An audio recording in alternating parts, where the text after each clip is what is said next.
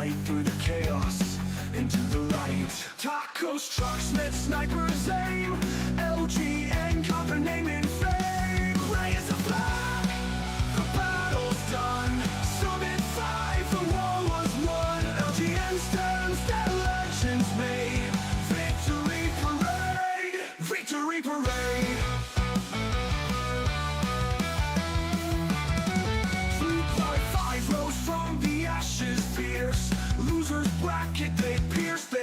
Grow off as fell, the tides turn red. The underdogs refuse to be dead. 3 trucks down, a sniper's glee. LG and raw destiny. Raise the flag, the battle's done. Summit 5, the war was won. LGN stands, their legends made. Victory parade, victory parade.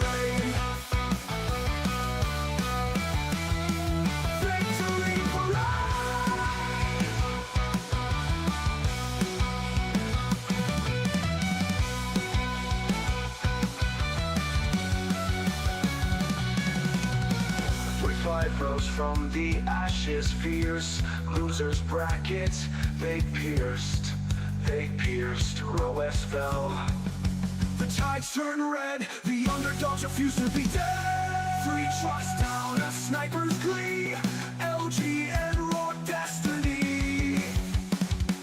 Raise the flag, the battle's done. Summit 5, the war was won. LGN stands, their legends made. Victory parade, victory parade. Parade,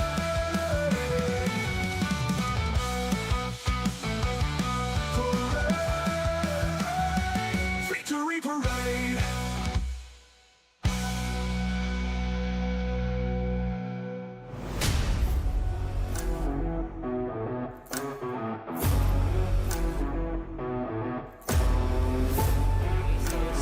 Get the rocket out, takes out the garrison and a large amount of them, and really teetering on the edge. Oh my god!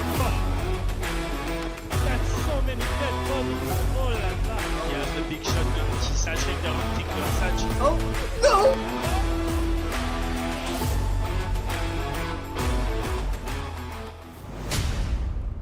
Hello and welcome back to the Insiders Podcast. I'm one of your insiders, Caparzo, joined by my fellow insider, Snow. It is good to be back, Sarah. How you been? Good, how are you, man? Yeah, doing great. We have a lot to recap, and we have 2 very, very special guests this week. So why don't we start off strong and introduce our special guests. We have Gentle of 3.5 and Cerhie of Taco. Welcome on, gentlemen. We're so happy to have you. Thank you, man. Howdy. Glad to be here. Yeah. Thanks for joining us. We have a lot to discuss, in this coming episode between the 2 championship matches that occurred this past couple weeks. But before we start, we'd like to kind of get an idea of your guys' gaming history. So, Cerhie, we could start with you. Just kind of, what have you been playing before Hell Let Loose? What's your, your path to playing where you are now with Taco? So I started out, playing Call of Duty, like pretty crazy Call of Duty. Yeah. Before I started playing Hell Let Loose, I was playing with top 250s back in Japan. Yeah, I was iridescent, almost hit 1300 or 13,000 SR. Which COD was that? Oh, it was Modern Warfare 3. Modern Warfare 3. New one. The new one, okay. Yeah. So you're pretty new to Hell Let Loose then, because that game was not, super old now. Oh, no. I've been playing... I started watching it from streams before, back in 2021, or 2022, I think. I started playing, November of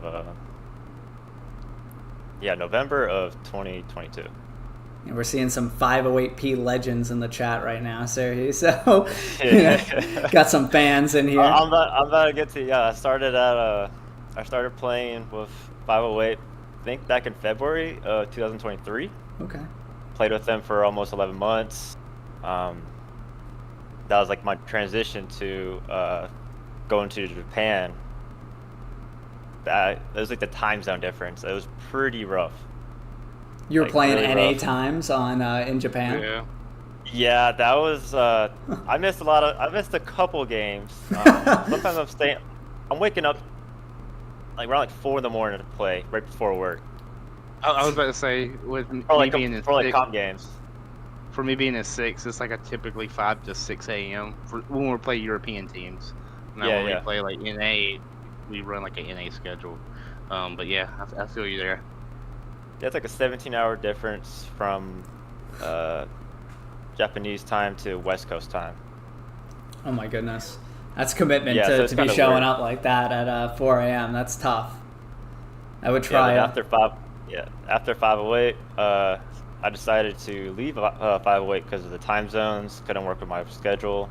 I joined HLLE, and I got recruited by Dan, Lego Dan. Shout out to that guy. Wow. Yeah. We're all What a surprise. Yeah, we're all shocked here that Dan was recruiting. And Raz too at the time. Raz has some words to me, so Yeah, Dan is a Dirt Raz. recruiting legend, and So, Dirt Raz obviously Yeah, both of them. legend of the community as And- well. I honestly joined, not trying to have hate on that clan, but I joined at a good time for like the first 2 weeks. Then the drama started hitting, and I'm not about drama. I don't fuck with drama at all. Right. So why don't come home and just deal with more shit? Right. I just want to play the game. So that lasted to the end of that season of, I think that was the People's League, or no, I think it was Summit or something. The premier, whatever it was at the time. That I assume with the context clues you're giving, that was right around when HLE beat 7th, like right before the season, or Yeah, it's basically, I think that you guys were It was beginning of Legion. Like y'all started out Legion, I believe. all right. Yeah, because at the start of Legion TPLs. was TPL season 4 was the start of Legion. That was the one that ended the 6th versus Legion on Purple Heart Lane on Yeah, that Carentan. was that season. So HLE played that season though? I guess so. Yeah, we did. Those semis, we lost in semis to, I think it was Taco. Probably was that the was that First the Hill six. 400 I don't game? know. It was. Yes, it was. Right. I remember that Okay. one. Yeah, we That was that then. we have a couple guys forgot. in Legion now that still talk about that Hill 400 game against Taco. That was I watched it. I didn't play it because I was brand new to Right. HLE. So after that, since kind of HLE got disbanded, I didn't know what I was supposed to do. Dan picked me up saying, "Hey," it was like 2 other clans that wanted me because I kind of knew a couple guys over there. Right. And Taco picked me up from Dan. Kimbo had some words in it, but I've always played in Taco. It was easy. Best server in EU at the moment. Mhm. Yeah, that server's always popping. They're always seeding when I get home from work, so I always played it. And eventually I started getting knowing the people. So yeah, now I'm here until I don't know. The wheels fall off. Hell let loose. I doubt it. Taco's a great clan. There's no drama. That's the best part about it. There's no inside drama, and I love it. Yeah. Well, So that's me. Yeah. So Gentle, why don't you give us a little intro about yourself? Yeah, the games I played before this was like PUBG and Civ 6 or something like that. So, getting put into Hell Let Loose, like I didn't think I could do it that much because of my military service and stuff like that. But it ended up working out, so it was still fun. Then I was playing with a bunch of buddies, and then they got convinced to join 15 PG, which was like a German clan back in the day. Which it just didn't work out. You know, it was a poorly ran clan, and it just wasn't up to the par that we wanted. I didn't want to leave, but a bunch of my buddies wanted to leave, so I went with them, and we got together. It was 12 of us, and we're trying to figure out what to do next. I wanted to go join BZRK at the time. This was when BZRK was like challenging 7th versus the top NA clans. You know. Right. And then they all convinced me to they all convinced us or me to run 3-5. And, I'm not a Marine, I'm an Army guy myself, but, the guy who created the Discord, was a Marine. I think he was, 3-1. and they elected me leader, and I was like, shit, this is gonna be a lot of work. Yeah, haven't looked back since. Started with 12, and now, won a couple Valley championships and D2 championship. Yeah, it's been a hell of a ride. You know what I mean? And then the new story of 3.5 is we're passing the buck of being the best milsim on council to the 21st or the 101 because we're no longer a milsim. Oh no. We changed to a clan. Yeah. The E-Marines have taken their leave. So no more ranks. And I'm telling you, what's up? I said, now you just need a name change to fucking Envision, and you're set. Yeah, no more mess. Yeah, I don't know.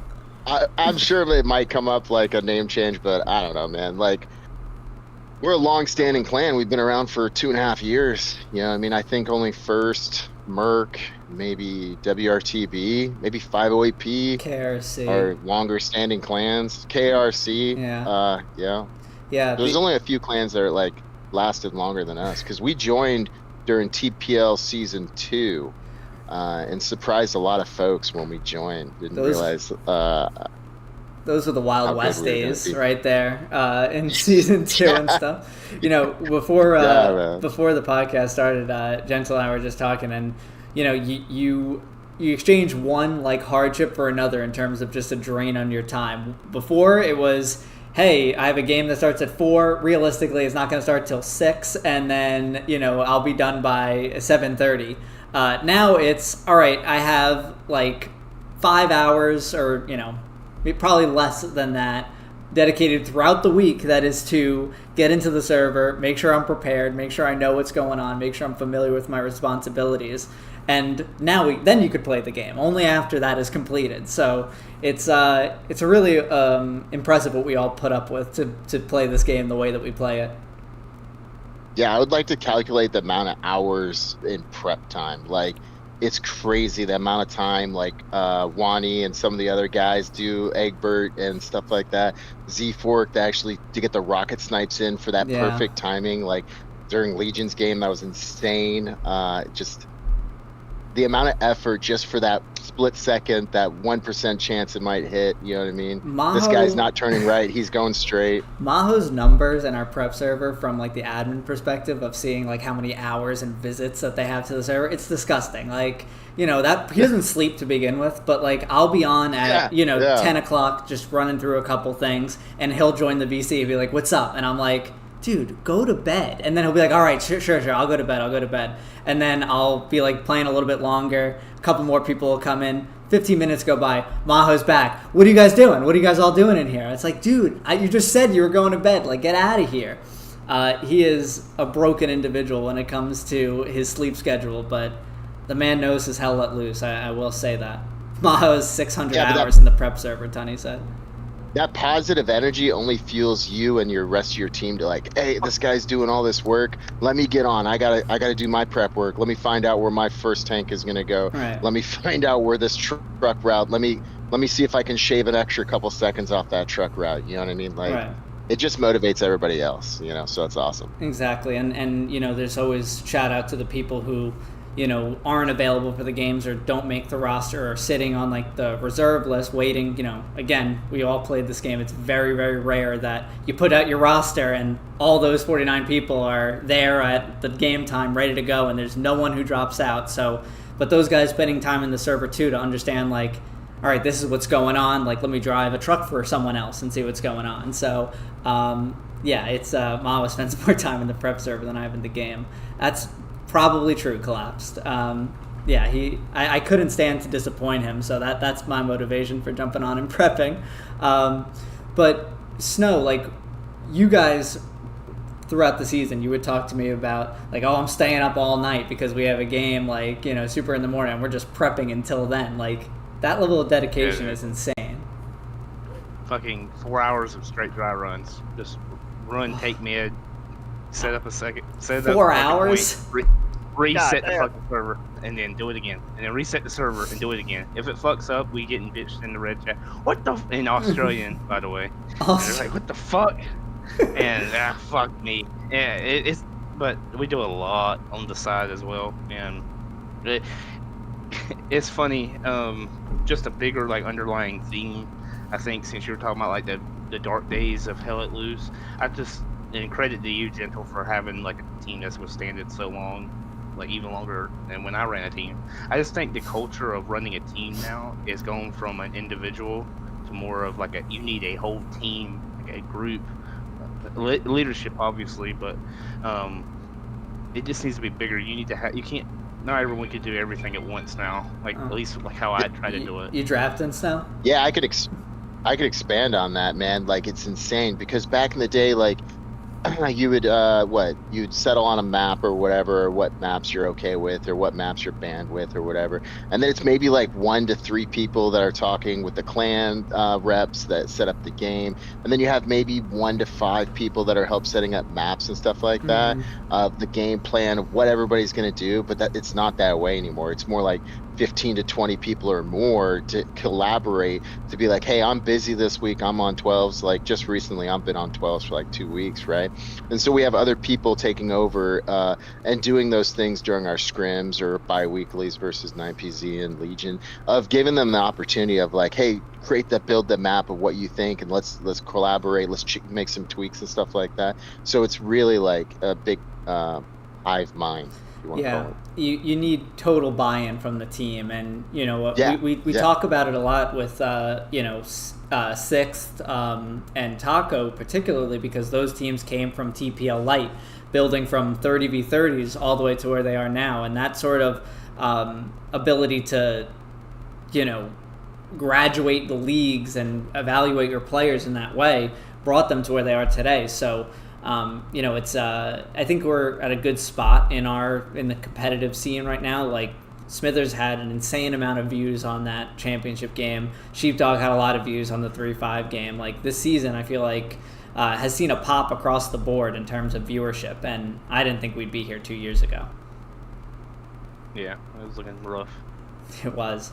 But why don't we get into some actual match recap, and we'll start off with the Valley champion, Gentle himself, 3-5 as the Allies defeating Rofs as the Germans, 3-2 on Carentan Canal Crossing, and 3-5 again, the Valley champs of Summit. So congratulations, Gentle. Why don't you take us through it? Two-time Valley champion. Why don't you take us through from the commander seat, because you were commanding this game, correct? Yeah. Oh God. I don't know. So off the rip, we took it, and I was like, how the fuck did we lose it? We put so much manpower in the north to try to we wanted to get them off that island so bad. We threw the Steward up there. We threw the recon tank up there. We threw so many rocket snipes. You can see during the stream.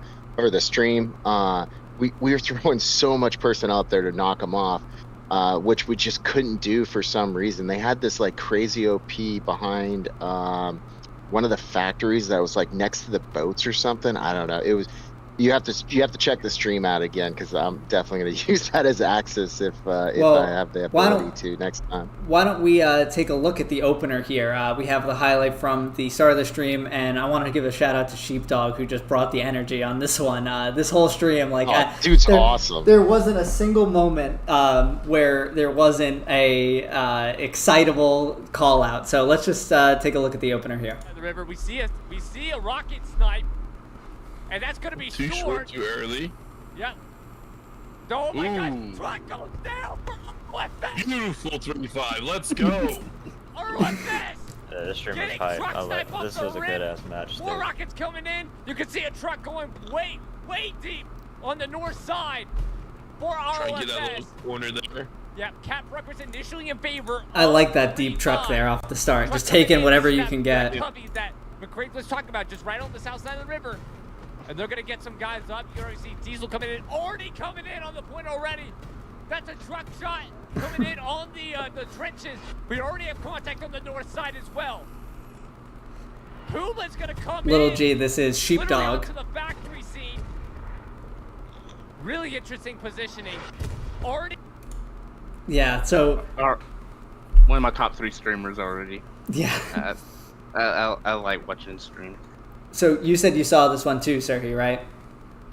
Yeah, I did.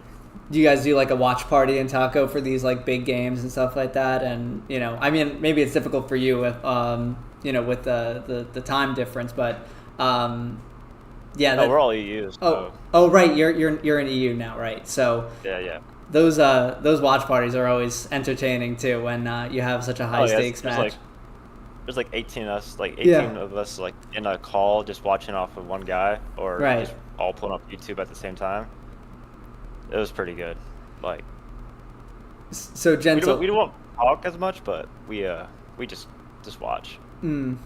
So Gentle, when you get that snipe off the opener there, and you get one of the trucks that's coming into an area that is important, that factory spot, like, do you make an adjustment from the commander's seat, or is it like we practice this? Let's not try to improv on top of that.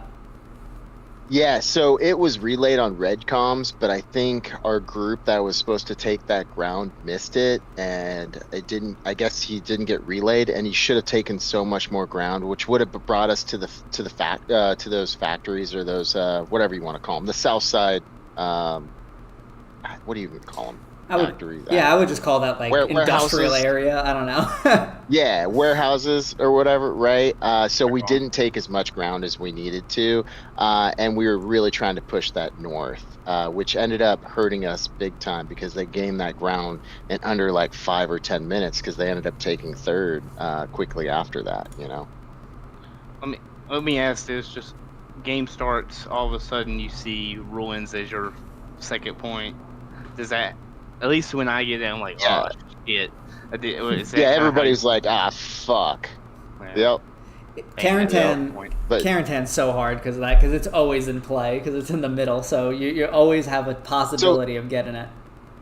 So that's the thing that actually helped us, that it was ruined. So everybody, you're just dealt with the cards that you're dealt with, right? Like, you're just, fuck. It's like West Bend back in the day when you get Foy and the OBJs are random, right? You just got to play with it and make the best that it is, right? It actually helped us that it was ruins, because when we were about halfway capped or 75% capped on ruins, I was like, oh, fuck, we're about to get double capped here, because they just capped third right after that, or right before that, and like, instant cap on ruins, and I was back trying to get garrisons up, and it was full retreat. We had some personnel on the north side try to keep those tanks up for the push later, but what ended up happening is we took so much personnel off the north side to reset on ruins that helped us take church, that helped us take the factory, that helped us take the 30-story road, and it was actually beneficial that it happened, because it helped us reset and take the priorities to a different way. That 3-story house was jumping too on the south side of the river. Like, it seemed like at any point was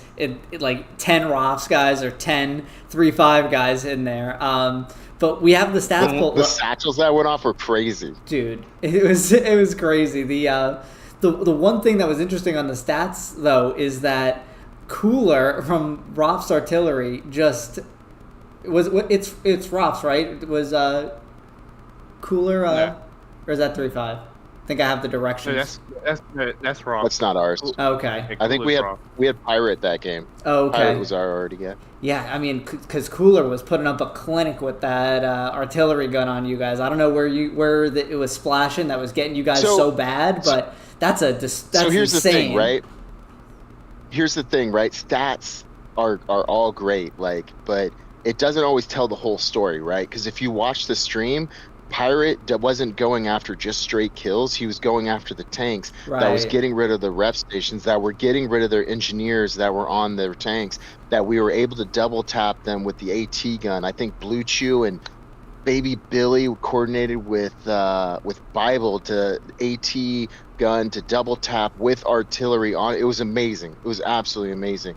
But just know that artillery, like the kills, don't tell the whole story. Right. Yeah. And I'm going to start this new thing with the stats here, where I'm actually sorting by combat score, because in the current state of the game, like where combat scores are inflated like crazy and getting 1k CS is like really not too difficult anymore, the difference maker is always spawns. If you get like 10 OPs, that's like an insane amount of CS just by itself. So I think that, Oh, yeah. you know, people are starting to realize that when they see insane CS, that it's either a combination of vehicles and spawns, or, you know, spawns because in these comp matches now, the sappers are getting these high CS scores because of all the garrisons that they're taking out in the backlines. I know Cerhie had like a wicked game against Legion with just playing sapper in the backlines, taking out, what did you say, 10 garrisons, Cerhie? Yeah. Yeah. There's. And that's just like an insane amount of CS, but you're 100% right. Stats 100% don't tell the story. I think this clip is a good one where, you know, the armor plays are going on both sides, and a destruction of an AT or rep station makes a big difference. Illusion and Puppy. 100%. Oh my goodness! That was a tank shot. The satchels on 3-story You is can see insane. that tank right there. Took out 4. 76 now in play as well, but it gets hit. That, And it goes down. Tiger taking out that Beautiful 76. play from Tiger. Double tap. That was a double tap from the PT4. So that's 2 insane armor plays. There, one just clearing out 4-story or 3-story in one blast, and then that Roth's Oh, that was peak. that was armor. Yeah. Was that armor that hit 3-story? Oh, I Yeah. thought it was a satchel. My bad. No, you're good. It was all game long. There were satchels there though. But Rop's recaps then. So let's take a look at this. So this is Rop's recapping the point, and then we'll get, you know, your live reaction sort of in this moment, Gentle. I just wanted to Jesus say, yeah, Christ. you had supplies there, but you gotta rebuild those garrisons instantly, because otherwise, you can see the map now. You know, This garrison was just our under FS siege. is just overrunning. I think he built it, but for the longest time he couldn't build it because it was enemies too close. Then he builds it and it's red instantly. You know what I mean? Yeah. Where you just hop over and see that Gary, but he's playing safe. Did that medium Playing get hit? careful. I heard the medium. Yeah, he did get hit. He's gonna go. And they're back locking up it out. there. It's almost more Got damaging. hit. I mean, there's not much you can do. There's 2 rep stations, but the PZ4 is moving. No. That medium stayed alive so Yeah, long. PZ4 is moving up. Yeah, this is an hour and 10 into the match, or I you know, understand, like, on the now is timer. time. Left in the game. Now it's the time for our OFS to go get this cap. Excited brain. Yeah, and if you notice, we lost 3-story. We're pretty much losing factory, and I think we lost church at this point. Look how much manpower is on the north side. Yeah. Because we were so we wanted to kick him out of there, because we knew if we kicked him out of there, they would never get it back. That's a good bombing run to call in there, though. This Right is. now, I don't think it's gonna take out anyone. I think this was my bombing run because I was trying to clear that garrison, but I was like, I don't know, 10 seconds too short. Right. Oh, I did do it, but I think the spawn wave didn't go off in time. I don't know. Yeah. Blitzkrieg was right there. Did he get a satchel down like he did before for Blitzkrieg? And that's a cap. So, in that situation, you're losing the point. You know, it's still early in the game, so we're in that like recap, you know, moment. What's going through your mind? What's going on in Red Chat? Yeah, so as soon as we got capped, everybody's like, you know, this, okay, let's reset. And then what happened was we were instant losing ruins. And I was like, oh, fuck, guys. Hard reset. We need to bang all bodies back to defensive OPs, right? And then we usually get our OPs down right away, you know what I mean, after the recap. Well, they got their OPs and we're running backwards to get our blue lines back up, because if you saw the map later on, I think we only had 1 garrison on the north side. I can't remember the map. I want to say like Charlie Delta Echo 5-ish or 4. So it was over 200-300 meters from ruins, and we were getting capped because they were taking out ruins so much and setting up that garrison for the double cap. Yeah. Then I had to go get garrisons up and everything like that. And I was like, oh fuck, guys, and 75% recapped, which, like I said before, it helped us take church, which helped us take factory, which helped us take 3-story. And that. I mean, that's a. Go ahead, Yeah, Sam. I'm sorry. I was just gonna say that's a perfect example of what I hate seeing teams do, especially.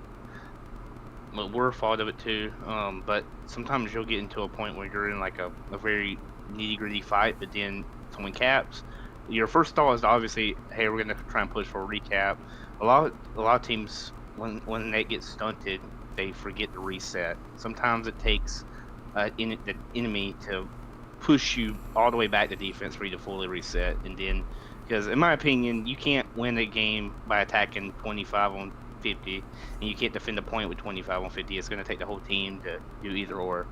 It's going to take the whole team to get that point, and it's going to take the whole team to take technically save the point. Everybody knows Ruins is completely AIDS, and we knew going against KRC like 2 weeks ago or maybe 3 weeks ago, and then the first we went through that as the Axis and just rolled right through Ruins, so we knew how quickly it could be done. So after like they were 25% capped, it was just getting bodies within the hard cap or the cap sector. We had everybody responding to it, and then once we had it going, we wanted to get OPs up in front of the church to make sure they couldn't bring right, because that church is always going to be the hinge point of that.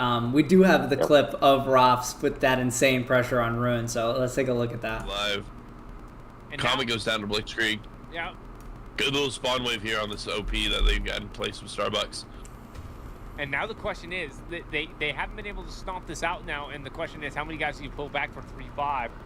Because now they're pulling guys off of the defensive, and it very well could turn into a cap race if they let it.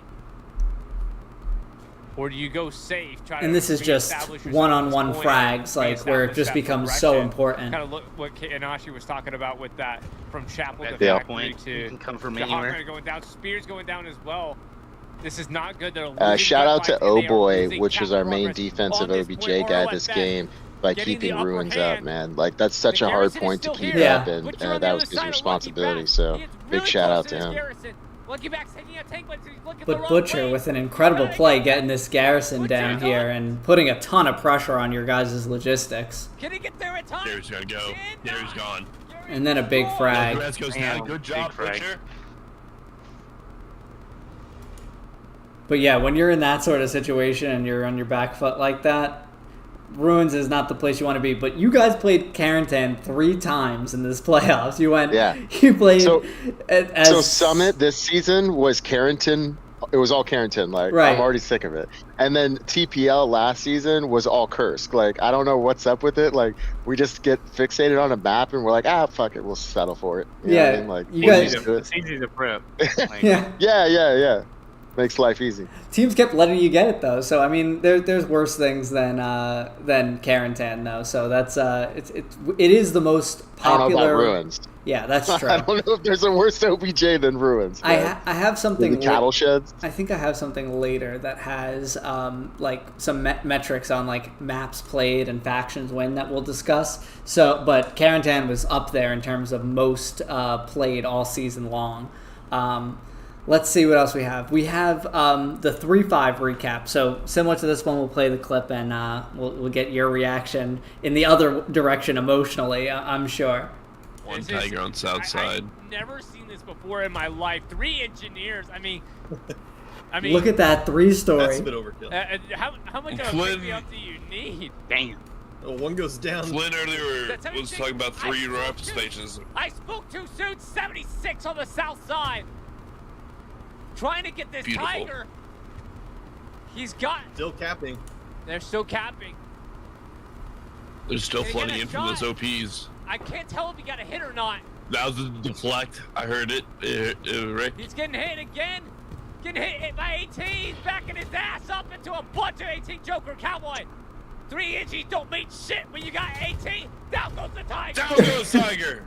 And we're halfway capped. That is beautiful comeback for 3-5. They've been on their back feet ever since they lost cap, and here they are coming in and dominating. And this is a classic 3-5. Casting is crazy. More than half cap. Can Oro Vets get back into this point? Can they reestablish? 18 coming in. You get a little bit of hard cap pressure on by the factory area, so it's so close. Look at all the guys coming in for factory. This is exactly what we were talking about. They are in the 3-story building. Ski trying to get back in. Cowboy, Joker, Sergeant Bobrosk, pushing in. Already showing all the way around. Sheepdog's just watching need a login after this one. Looking for his Tiger now. He has no Tigers to go to. Yeah, He's running around like a chicken with his head cut off. Absolutely. Look at this. They stopped it. They stopped it. It was right on the verge. It's going back now. It's tendering. It's tendering on this point. Blue Chew puts it back. Can they get it? And that's going to be a count. Let's go, 3-5. Yeah, that 5-man OP spawn just definitely kept that. Yeah. Yeah, you guys bombed that point. My headset died, so now I gotta just be on the computer now. Oh, you're good. We still hear you loud and clear. Right. So take us through that. 20 minutes left. Yeah. So after we, what was it? We were about losing Ruins, and we recapped those points, right? And then next thing you know, we shifted manpower up north again because we had 2 tanks up there, and we wanted to keep those heavies alive. Like, just like a football analogy, if you're good at running the game, how do you help the running game, right? If you're good at tankers, how do you help the tankers be better, right? Right. We support tanks, right? So we were throwing up so much manpower up there, and I think Egbert was like, I got about 5 to 10 more minutes before I lose my fucking shit if we don't send more personnel south in the factory. Well, I think Blue Chew heard that, and like he's like, all right, he brought his squad down because he was north side, I think up there with Bergs. So he brought his OP down there for an extra OP, which just helped us get factory and 3-story. And I think at that point we ended up sending finally we sent a tank down south and an AT gun on that road on the south side of the waterway.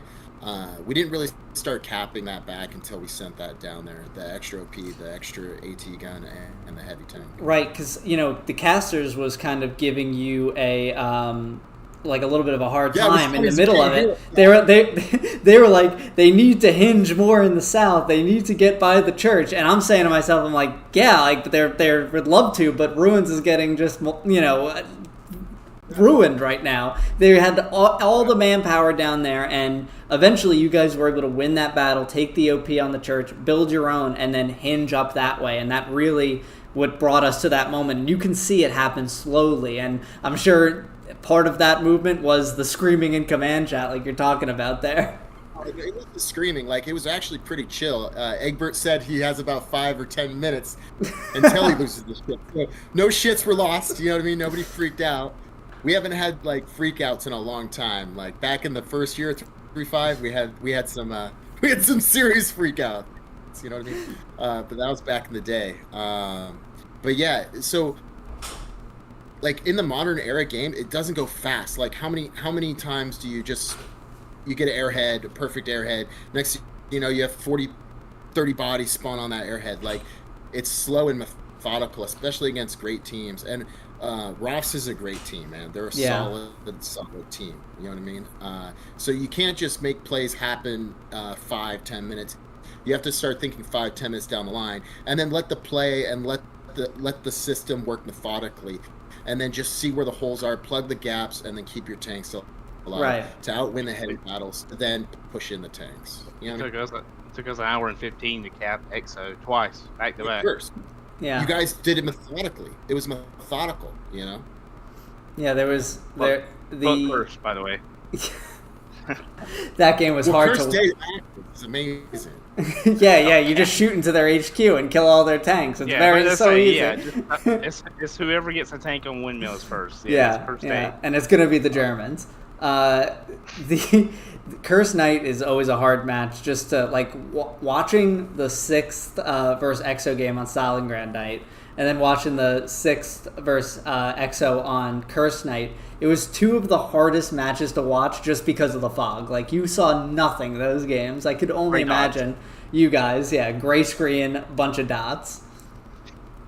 I was glad that Legion Taco didn't play another off meta now we got to deal with this on top of whatever the BS that happens during the match. But I have one more clip that I want to do, which is the end of the game, which is just insane on the point here. So let's take a look here as we come into the closing moments with this airhead from Rofs, and then Genta, we'll get your take from the commander seat. Smoke's on it. They're in the trenches. Is reinforce up? Is the we watched this live. It is. Yeah. And it's crazy. Still going in favor Reinforce of just started. They gotta get They people need people in with hard there. cap. Look at all those Three-story, people but in it's there. not enough. McPaper holding down right outside. But he goes down the Cowboy. And even without the 3-story, they're still getting It's the so count. close. Down to 76. That north side. That's not good. Quarter left to Cap with 4.5 minutes left to go. There's the bombing run. Coming again. Going for against ROFS. Takes Yeah, down that's Airhead. Yeah. Takes down a long, That's large nuts. Bomb run infantry. saved it. That was fucking money. They're And I capping think it was back. Jeff Let's Mason, go. Let's go. Stewart, 3-5. There he comes, fourth gear flying. Yeah. That's so underrated too, the Reinforcements Stewart. Get a timeout. They're gonna have a minute and a half open. Stewie's suiciding, trying to get OPs, trying to get everything he can. He's stuck in the tread, but who gives a shit? He's on the Cap. It's like the world title game, man. Like a UFC. You know what I mean? Yeah, you could put someone in front of that game and be like, watch this, and they could not know nothing about Hell Let Loose, and then get like jazzed about a sheepdog cast. That's that play by the Stewart though is so underrated. Obviously, the bombing run is everyone can see how impactful that was. You get the spawn wave at the same time, which is more guys in the redeploy screen, not on the point, and the Stewart then wiping out all the outposts. Just an incredible ending there. So I wish, I'm so happy you showed that, not my shitty airhead, like maybe 5 or 10 minutes before that, or maybe it was 20 minutes before that. I was trying to get an airhead down, and it just wouldn't deploy. It like went right on the street, right in front of a tank that I put a bombing run on. Like that was maybe 15, 20 minutes ago before that. I'm so glad you didn't show that, but it showed the good bombing run. Yeah, so Bergs pinged it out as the airhead. We didn't send. I didn't send the bombing run on it because we were trying to get grenades and rockets on it, but we just couldn't get it going. And then after 50% cap, I was like, all right, you almost have to send it Right. at that point because it's all about timing. But honestly, they would have taken it too if it wasn't for Smellinwood that satcheled the tank by the 3-story house, which I think Pirate was already. There was like 4 to 6 guys on that tank by the 3-story house. And then I think Kobe one was covering the corner. I think it's this, right? Hold yeah, on. oh, it's nasty. Hold on 1 second. Let me just. I had 2 videos playing at once there. This was a nasty clips. Because if that tank would have lived on the bridge, we would have been screwed. Yeah. Look at this push. Now watch, you're gonna see Artie slam on the tank and just wipe all their guys. Oh my Bam. goodness. And then you have Kobe one. Is it Kobe one over there? 70, oh my God, went on the tank. Smelling. Did he get the satchel off? He did. They're smelly satchel. He did. That's such a clutch satchel. I cannot believe he Push all got the that way off. in. When we were Trying watching to that. solidify cap. I think But he does Scorpion not and know Kobe he's one were in satchel. that 3-story They still have building the for like northern, forever, just trying to trenches hold it down. secured. Across the bridge. Airhead. That's a beautiful airhead. And that's the airhead that you ended up bombing running in that we saw in that Yeah. last clip. It was seriously just like exciting play after exciting play Down after goes exciting play Tiger. of like opportunities that we had to snuff out to hold the cap. That hats off to Ross. Like they did an outstanding job and we're so close. You know what I mean? And if we didn't counter them perfectly, we would have lost. You know. That last 10 minutes, if anyone hasn't seen it in chat right now, go ahead and watch that. If you're not going to watch the whole thing, which again I recommend, Sheepdog does a great job, as I'm sure you've seen and heard there. But what an incredible ending. It's truly up there in like the top 5 greatest comp games that have ever been casted. Certainly. Join the dark side. It's the best. All right. Well, you're a little biased. I'm a little biased too about what I think is the best. But that's let's agree to disagree on that. We'll call it top 5. Our 6 taco game was crazy. That was an incredible game. You're clearly talking about the Herkin Forest one, right? I wasn't there. I was back in the States at the time. Thank God. That's what we needed. Another sapper. See? Yeah. I'm not a sapper though. I'm not a sapper. I'm on the front lines, bro. Getting my shit railed. Yeah, usually. Reality. You're in the front lines when you're typically in the top 5 or 10 of the artillery guys' victims. So That's always tough. I think against 3-5 in a scrim a couple weeks ago, I think your guy got me like 25 times, and 15 of them must have been in the last 20 minutes. And I was just miserable. I was like on the tankers. I was on the tankers back. I was like going to Tunney and Prox chat. Like, can I just come in? Can you just let me into this tank? I can't. I don't want to be here anymore. Like, I was in the hard cap for so long, just getting destroyed. I was so tired of it. I was very happy to log off that night. But yeah, the meat grind is not an easy lifestyle. I mean, Cerhie, like, I feel like everyone plays the same way. But go ahead. Speaking of that, right? I know in the past podcasts you brought up, like, not everybody can put up the 80 to 100 kills or even 70. You know what I mean? That takes some special talent. But understand, like, this is a team game, and you need players that not only understand and know where to go without even being told and can read that map, to build that rep station that can keep that tank and keep that patience on that corner. And what's funny about that is I played as an SL for the first time on the line, like actually fighting against 9PZ, and I did awful. It was my first time ever, like, because I've always been DOBJ or commander, so I just don't have the gun skills as those other special guys. You know what I mean? But understanding, like, you know your role, you know your place of where you can help them benefit the team the best. Exactly, and it's about, like, especially as an SL on the line, your job is to basically get like a 0.8 KD. If you get like a 0.8 KD, you're doing what you need to do as a line SL. Now you're enabling your squaddies who should be getting 1 to 1.5 to 2. Like, that's usually the squaddie's job. But as an SL, your job is to keep it clean, keep the communication flowing, make sure your guys understand their responsibility, and most importantly, keep the OP up. So it's kind of like the easiest position to play, as long as you remind yourself over and over, hey, I don't need to be, you know, an elite fragger right now. I just need to make sure my guys are in a position where they can be elite fraggers. And you know, I'm a squaddie in a lot of games, so I say it to Beargy, like, you got to know when you just got to fold them, where you're saying, okay, well, I'm getting artilleried like crazy here. Let me go to this person's OP, build a rep station. This way, I'm not in the spawn screen in 10 more seconds, even though realistically you will be, because Artie will find that rep station and you'll be doing it all over again with Artie shelling on you this time. So, I mean, that's a big part of it. Cerhie, I mean, you play on the line. What is, like, your take on that?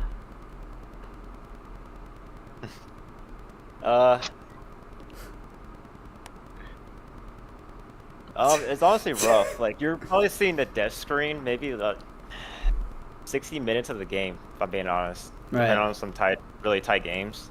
Like, you spawn in, you look around, you just get shot from God knows where. Mm-hmm. Especially hopping around. Like, oh yeah, the hopping is even worse when you don't really know exactly what you're getting into. Yeah, exactly.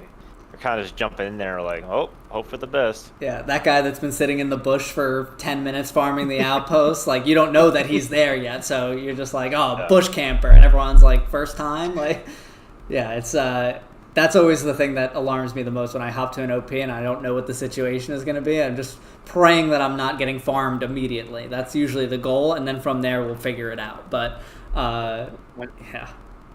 when I flexed infantry because we're waiting on a tank or something, I just automatically machine gunner, find me somewhere to sit. I can't. I'm just like you, General. I can't shoot with the frontline boys. Like, I want to, man. Don't get me wrong, man. But in pub games, like, if I'm playing for like a week straight and I've got, you know, I'm not working overtime, I'm not coaching my daughter in 3 sports or whatever. Like, if I get like a couple days to a week of practice, I could put up 50 in a game. You know what I mean? But some guys can put up that triple digits, and hats off to them. Honestly, 50 as an SL is like, you know, you're doing more than what you need to do. Like, that is, you're an exemplary game at SL, especially when you have the arty going. Like, if you're in these certain areas of the front line, like, you just know you're going to get a certain amount of artillery all game long, and it's about keeping your head on, you know, making sure that you try not to let the squad get too negative with it all, because I think that matters a lot more than anyone likes to say. Like, if you have a positive attitude, good things will happen. Like, you know, try to look on the bright side. Yeah. Yeah, morale's a real thing, man. And Speaking of already deaths, Crawley died 162 times since Summit playoffs started. just the playoffs? Yeah. Oh, In what, 3 games? that's brutal, dude. 3 games. That's a lot of KIA screen where you have 0 input on the outcome. That EXO game where he died one game like 32 times, and then the next EXO game it was Trill that died like 35 times. Yeah, that was an insane one. Who was it on Pizza Slice, Cerhie, that was just getting like I saw it on Ragen's Victim. He died like 30 something times to artillery. It's just brutal to play a game like that. You hop off, you're like, did I even play? Like, I didn't even hop over there, man. Like, I don't blame you. yeah, like all I hear from Farmer since he was the SL, he's just like if you lose an OP, it's like, hey, just go to another squad real quick, you know, do your thing. I was like, all right, and I just see like blue, like the little blue like dots, like just basically blueberries just in and out of respawns, just Pizza Slice, same position the whole game. I'm like, yeah, I'm just gonna stick at AA, man. That's a tough one, but you know, we're already talking about it, so let's get into it. We have Legion as the Germans defeating Taco as the Allies 3-2 on Saint Marie du Mont Pierre's farm. Legion winning the Summit title. Now, I have something here. I've never used one of these before, and I'm a little nervous to use it, but we have a little confetti thing. I'm supposed to do like this. And there we go. It's just trash, man. Now you gotta pick up a bunch of trash. Yeah. All right. Well, that's Caparzo in like 45 minutes problem. So we'll get to that when we need to. But yep, it was a incredible match. I didn't get to play in it, so let's talk about it a little bit, Cerhie. Going into the match, obviously the prep. Sorry, I have confetti literally all over my computer. Hold on one second. Oh, Come in. we have something going on here too. Oh yeah. Oh, it's a taco night. Oh, yeah. Snow. It's taco night in the Snow household. Just give me something to drink. Yep. That's good. Yeah, they are. Thank you. Oh, those look lovely. I love They're so. love some tacos on Taco Friday. That sounds pretty good. Oh, soft tacos too. Shit. So- yeah, we're good. Thank you, Taco. Thank you, Legion. Thank you, everybody. There we go. Snow eating on the podcast for the first time. Everyone enjoy. That's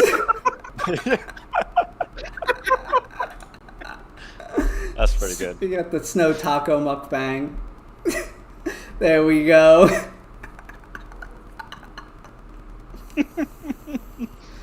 I think there's like 8 tacos you have.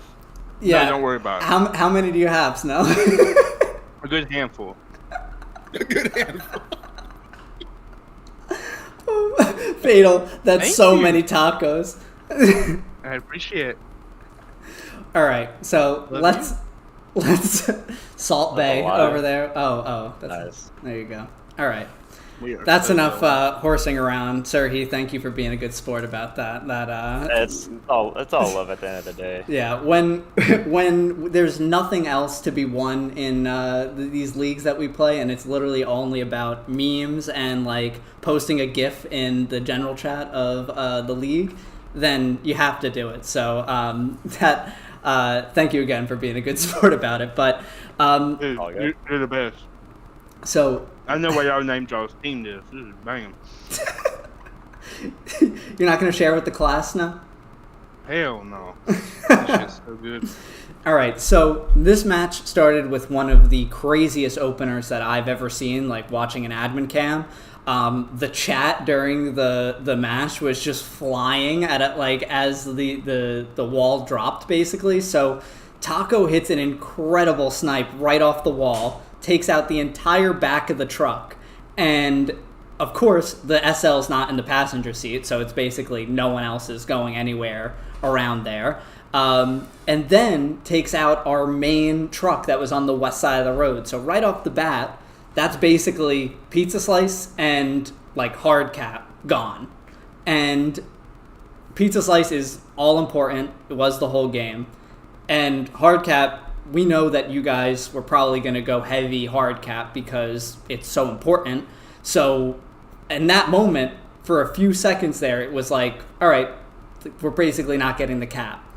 And then 3 snipes go the other direction, Pizza Slice and 2 hard cap trucks. So at the start, it was just like AA, like it could have been AA Network as the midpoint. Like that's where the people were.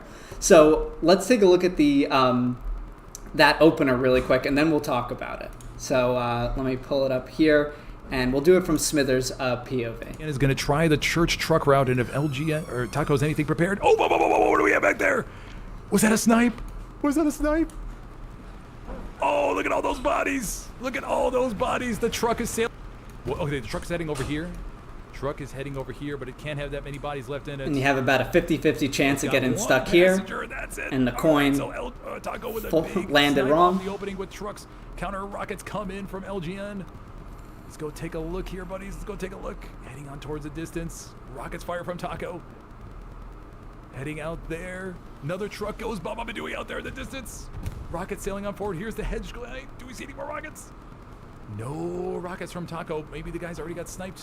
Oh, there we go. Another truck. Oh, a truck from Taco gets Zero seeing it. Oh, man, the bloodbath. Oh, and another truck. Oh, 2 trucks from Taco. Poor Wacher over there. Take it out. Yeah. Vecta is the only...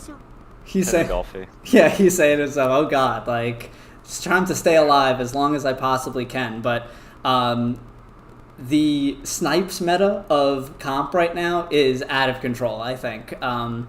Looking back to previous seasons of, like, since admin cam has come out, like, there was, in season 3, I remember artillery was, like, a big thing. And then season 4, it was all about, like, your flares and your recon that was now freed up. And now it's all about snipes. And the way that the meta has evolved at that pace where both teams are prepping this like crazy. So, Cerhie, let's talk about the start. That happens. We talk about all the prep that goes into the opener. You can't prep for when things go wrong. And I know on the Legion side, it's very much like okay, let's reevaluate what needs to happen. What's going on like on that side of things? Because both teams are having to basically start from fresh in that situation. So Pizza Slice was kind of like, we kind of expected Pizza Slice, like, for a snipe. So we had, like, a couple of people drop out of the truck prior to that to build up the garrison on map edge. We brought 2 trucks. How I interpret it was we brought 2 trucks because we expected a snipe. Because y'all snipes to be filthy sometimes, so. We were not expecting that snipe, though. Like, we were not expecting the cross from the Puma. I think it was the Puma, right? Yeah, I'm pretty sure it was from, I think it was like Collapsed and Maho. Yeah, I was not even near that because I was doing a snipe myself. So I was nowhere. All I saw was just 3 trucks gone. I was like, shit. Yeah, I think Casanova caught that on his stream where you were setting up the AT gun, I think for the classic snipe that, you have to do because you have to assume that, hedge your bets there. That's one of my favorite snipes in the game, by the way. I love that AT gun down into Samurai Dumont. I think we played like 3-5 or maybe it was like 9PZ a while back, like before it was like super known, and we messed up doing it because like the AT wasn't in the right place, but you were in the right spot immediately on that. So hats off to the prep on that one. I wasn't doing the SCM snipe. I was doing that 4th point for y'all. Oh yeah. So off the opener, the snipes go out, and right after that, there's basically like 2 SLs on either side of the neutral sector running towards the point. And I think from that side, it's then becomes Axis favored because you don't have to contend with the Samurai Dumont, nonsense anymore. And then obviously you have like the STG in a spot where that's a very good distance of engagement for that gun, like Pizza Slice. Like you can bot it up over there. It's very, very easy. So one thing that we'll look at one clip here that kind of not a clip, rather it's just a map, but this is from Smithers' stream, and this is only maybe like 20 minutes into the game. So the mid cap has occurred, Legion caps, but to end up in the situation that you're in here 20 minutes into the game after that is extraordinarily impressive. I don't think any team can just like pull a good line like this that's all in the red zone when they had what happened to them at the start. And then obviously you have your, whammo garrison over there that, pretty much everyone's doing now as well. So that's very impressive to stick with it like that. The only issue, as you can see with that, is you could already see that OP on Pizza Slice was being threatened. It was, and as from a Legion perspective, Legion could just kind of sit back and just hold their angles and let you guys run into the artillery, and so they were able to move manpower, especially to counter you guys on that AA flank. I know Caparzo ain't gonna tell me, but I assume that was some of their plan going into it, relying on their arty to hold that. We played them the night before, and fuck Pizza Slice, that was ace. That was gonna take.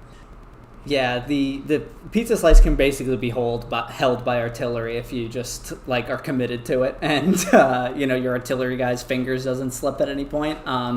It's a really easy spot to hold down because you can't really go out of bounds too much there without a truck.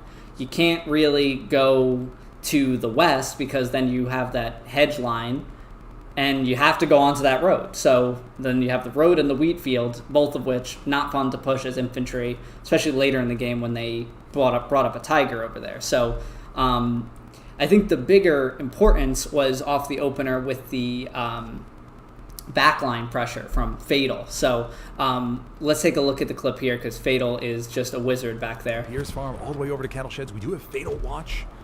Looking to get an OP back here along with Bear Jew. So we do have 2 squad leads in the back line.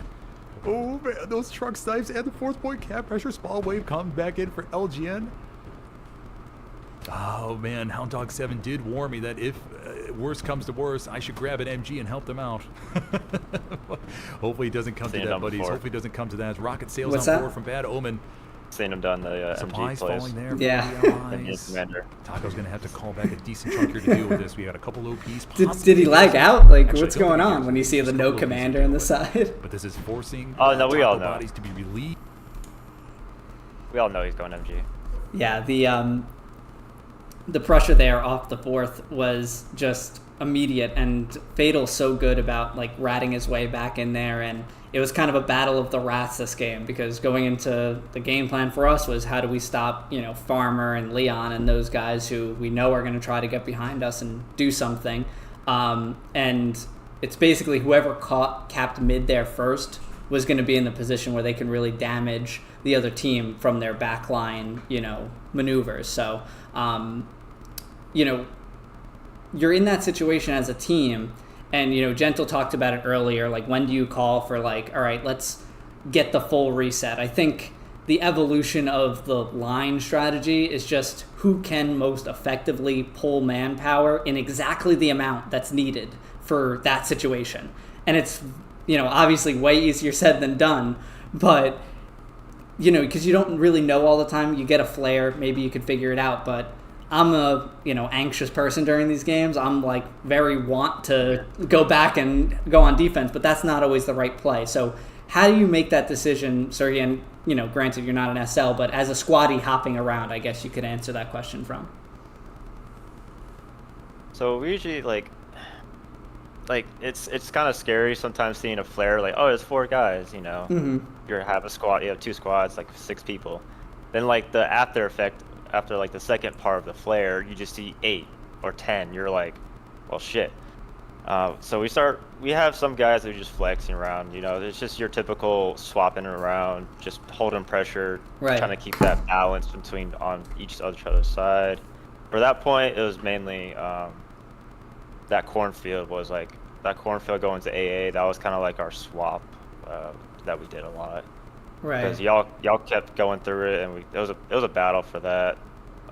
Kind of holding open lanes. You kind of have 2 or 3 guys typically holding down just in case you got someone crossing. Right. We're no one's looking, so I'm just gonna go that way. So it's mainly you have our SLs, telling us to stop and just, hey, go this squad real quick. They need help, or just anything. Right, and I think both teams throughout the season play map edge to map edge more often than not. But I think in this game you saw a little bit less of that and a little bit more like it was kind of, dugout hill to Pierre's farm.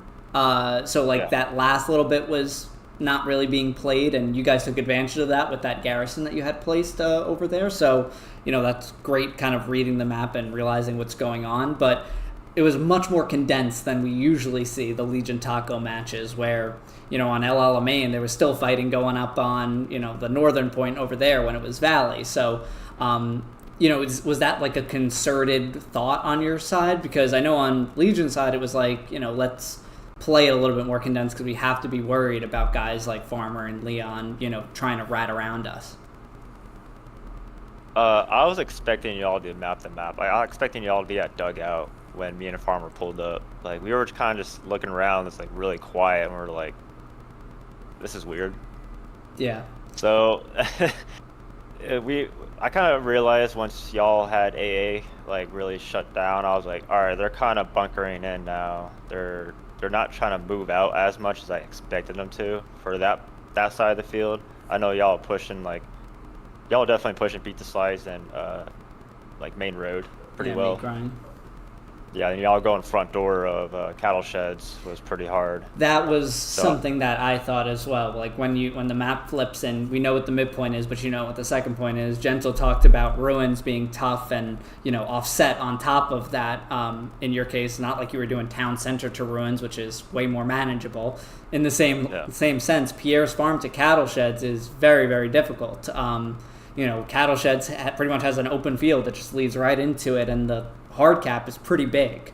Not an easy place to find a nice garrison spot either, other than the wheat field where you're getting farmed by artillery if it gets found or it gets rocketed, or you put it in the barn and it gets satcheled. It's a very, very difficult midpoint to see. So you see that, like Gentle said, with ruins. What is like is that a factor for you guys? Is it like something to think about on top of that? Do you plan for like this fourth point or this fourth point, or you try to keep it what you can plan for, you plan for? We definitely I don't mind saying it. It's kind of obvious. Like we that was a match that we prepped for a lot. Like we had 8 new guys who never really prepped before. Like like Kimbo Slice, Gecko, all those guys. They did a lot more prepping than I personally thought they wouldn't. Like that was probably the most prepped we've done for the last 2 weeks, and it was rough. It was a rough training session, but we didn't come on top. So it's either we prep more or we get a better map. And it's not to Taco's discredit. Like, Taco played an amazing game. It's just Legion countered you quicker off the snipes, right? The snipes were absolutely amazing, but Legion was able to get there quicker, and they didn't go map edge to map edge. They consolidated like Taco did versus the 6 on, what is that, Hospice, SME, right. TCL championship, right? So it's that whole counter play of like, okay, are you going map to map edge, or are you going sector control and then quartering off 3/4 of the map, and then let them try to wrap if they can wrap, what we're willing to give up kind of aspect. And they were willing to give up that, what is that, Charlie sector on the far left of the map, or whatever. Right. But Charlie, right? Yeah, like gardens kind of area you guys gave that up, which is fine, but it also allowed you the ability to take Pizza Slice, because that's was your main aspect. But Taco played it perfectly, of like kept retreating their OPs, kept retreating the garrison, to make sure that you could always have ground to retake it. You just weren't able to take it from the backside of the 2 aspects is Pizza Slice, or around the back slice, or back wheat fields or whatever, past AA for Pierre's farm. And you know what I mean? Yeah. It's so hard to take it up the gut unless you're pushing 2 to 3 heavies, which you need to be 3 to 1 heavy, and that's tough to do in a championship game. Right. And armor was a big part of the game in this one, because really the only way you're going to get Pizza Slice back with all the artillery and stuff is with armor working together there. And we talked about Fatal and his ability to get an OP back there, but you also have guys like Maho and Gopis who are doing like insane work in the back lines there. So we actually have a clip from Maho's point of view, like first person of.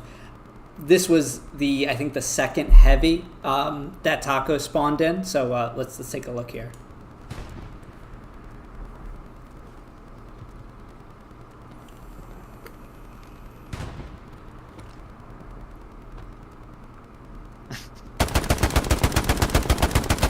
STG bot.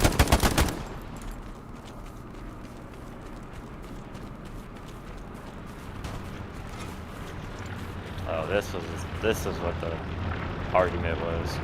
Yes. Yeah, it's understandable though. Really too close.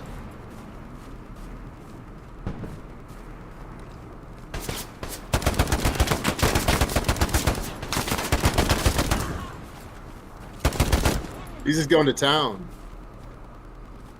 It's the dreaded click there. Just spinning.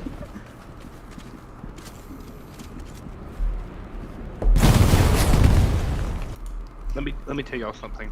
That happened in our fucking scrim, and I about chunked the controller through the wall. With scrim? I don't know The who six- squad that was either. The 6 versus Legion fucking like scrim the night before. That motherfucker came and satcheled my tank as soon as I spawned in. Like the tank got dropped and then we spawned in. STG in the fucking bush. We all died. He satcheled our tank. I'm like, Malarkey, listen. This isn't on us. I'm gonna need another. Once again, asking you for a heavy And tank. he was like, what the fuck? I'm like, dude, you're just back here. I was so mad, dude. I about chunked the controller through the wall. I was, oh man, I was so mad. Yeah. So I caught y'all doing an AT gun setup. I was like, oh hell. yeah, No. we actually have that clip. So let's take a look at that one here too, and then we'll talk a little about these. I kind of had a feeling about this too. I've seen it happen in the game on, before. wiping down Mojo. Gopis is up next. Cerhie versus Gopis. Who will win the frag? Rocket sails on in towards the AT gun.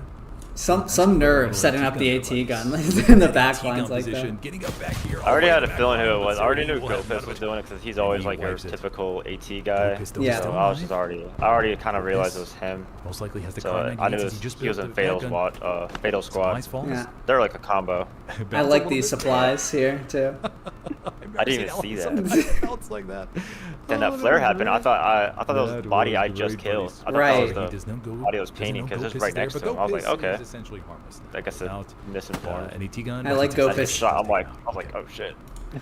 And a little after that, we saw like a couple guys then spawn in an OP nearby there, like a recon and stuff like that. So again, dedicating the manpower where it needs to be. Like, you didn't know if it was just Gopis, if there was an OP like nearby, so you shoot the flare. But is that the best spot for the flare? Does that guy go somewhere else instead? It's a whole like another level of the game that happens only once the match is underway and these curveballs are getting thrown at you. But like you said, Cerhie, that was the argument about the nodes, because the nodes were built next to the heavy and the satchel takes down the nodes. And obviously it's like unfortunate that you had to have guys go back and then like rebuild it. That's cost manpower again. But for anyone, I think that when I saw the clip too, I was like, oh, okay, that makes sense now in that context. So Yeah, I didn't really mind it. Like I saw that and I was like, I wonder what happened. Like, I don't think y'all do it on purpose. So I was kind of like, it would be if the tank very spawn was stupid to different. do. Stupid. Yeah, yeah. Like in a finals match, like, and it would hurt y'all. Like it wouldn't hurt us. Yeah. So it would be like, I guess it was a mistake. I was bumfuck nowhere, so I saw that happening on the map when I was trying to spawn back in. Yeah, I wouldn't envy Orga team in that situation if it was like a purposeful, like something like that happened in a game with the stakes of that, with two of the 4 biggest clans on console. Does people have it recognize that it either has to be occupied or not? The tank. Yeah. No, you can destroy the tank. I don't know if it's necessarily in the rulebook where it says like teams should exercise discretion when placing the nodes to avoid something like that happening. If it's not, then it should be. But it is. yeah, I think For some it's like reason, a 50 feet or something like that. Yeah. 50 For meters. some reason, I was tracking that it had to be occupied because I remember on a Curse game versus maybe WRTB or one of the teams that we played last season, we did the same thing, but it was actually occupied, and then we were trying to take it off in the same, but we satchelled the tank and killed the nodes, and that was the big old thing. You know what I mean? It wasn't purposely going after the nodes; it was going after the occupied tank. Yeah, And that's when they built nodes off of the. It wasn't in the HQ, right? It's like on a ridge. Oh, it wasn't HQ. yeah, like the defending nodes days was wild. I see a lot of people saying like, oh, we should get back to the days of like 3 artillery gun. Like, we've ruled ourselves out of what makes Hell Let Loose. And I say to that person, you probably weren't there when we had it because you wouldn't be asking for that back. It was just a not fun way to play the game. You had like, I think in season 3, Legion or 7th at the time was doing like 10 guys on artillery defense. And you just had artillery the whole game though. And like you'd get to the point where they're sending tanks back there to take out artillery, and like those tankers could be doing better things with their time. You have Recon, who their whole game has to be that. It's just not a fun way to play the game. And then you take out a node, you have to rebuild the nodes. It's just unfun. But yeah, that was certainly could have been a debacle. What's crazy is Winter War Leagues is still doing that. Isn't it like it's back to OG. Yeah, that's why we're doing it, because we're like, let's go back to the basics, man. Let's just enjoy the game a little bit. So we're not taking it seriously, obviously TPL at the time or Summit took more priority than your typical World War League. So we just enjoyed the game. We play like I only played what was it? I think it was against Anzer on Foy, ANZR. I only played the Foy match, but I mean it was fun playing that again. Yeah, we all play this game because we love it at the end of the day. And, I was saying to Cerhie before the show, but it's like, I played with a lot of people through my time playing with the game, like just jumping into a pub. Oh, some 3-5 guys around. Let me go jump into their squad. And you end up finding out that you have a lot more in common with these people than just, playing Hell Let Loose. Like somehow this niche interest is able to help us find other people with other niche interests. Like we're all, I think, very, very obsessed with like, World War II, of course, and like, like military history like that. So I always love, talking to someone new and they're like, oh, did you read this book? And I'm like, oh, dude, I just read that. That's awesome. I love that book. So I think it's important to realize that even though we bust each other's chops pretty consistently in all these league chats, like we have way more in common than anything else. So I have a couple more highlights. Particularly, there's a clip from Corey here where he holds his OP at like such a critical moment. There's 2 clips I'm going to show.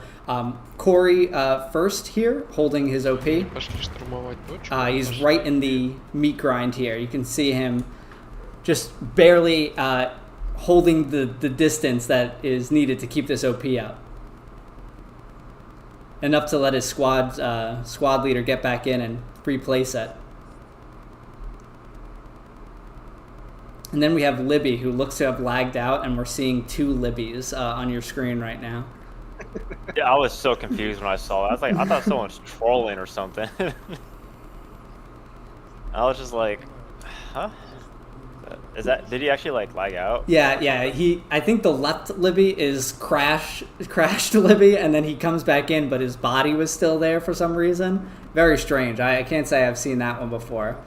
But I also have one from, is it Bilda? Yeah, he's a French player. This was a massive play by Bilda. He's fucking nasty, man. Are packing a powerhouse full of fragging capability. They will not let ground be gained that easy. Bilda comes around the corner and frags a couple. Spreading butter on bread, buddies. All right, so let's go ahead and see here if Bilda spots Waffen. No, Bilda's going to head off the other way. He's going to have a nice clear shot at a couple Axis members over there. Pops the OP. Bilda, Ghosted, tries to frag him, but Bilda dives down into the trench system. And he's able to get a couple frags out of that. And that was such a timely clip by him, too, because it was at that moment where the front door pressure on the road was really starting to mount. And by cutting the line like that, he forces a little bit of a readjustment. And I think that bought like so much time where it could have been a push into fourth. But that was a huge play by Bilda. And he's been with you guys this... Loot Up saying he's Croatian. There's so many countries in this chat, man. Yeah, you guys got the like pretty much every single World Cup team. There's a representative on each team from Taco. It's like the UN. Yeah, there is.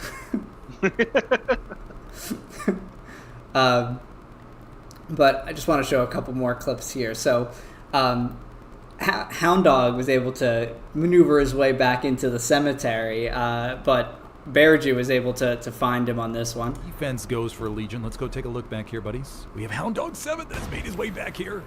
Oh, he was trying to make on the some map, good. but he's made it all the way back here to the supply truck. That's oh a, yeah, Hound he's 7, Croatian. buddy. Sorry, I'm sorry if you hear this. In the back line. It's late. It's almost 4 in the morning. Oh goodness. He's gonna be a little bit out of sector here to get up any garrison. So he'll have to go on forward here, but he does have an opportunity to launch a precision strike with perfect intelligence in order to get this going. Bergy may have spotted. Oh, Bergy, I don't know how y'all spotted it. Like, was it like a flare or something? I think he got called out on a flare, and then Bergy saw him and just tracked him, like to where he was. He said he was going to go for the knife, but he was scared. Just a second. And down he Yeah, even from that angle, I couldn't tell if he was looking at me or not.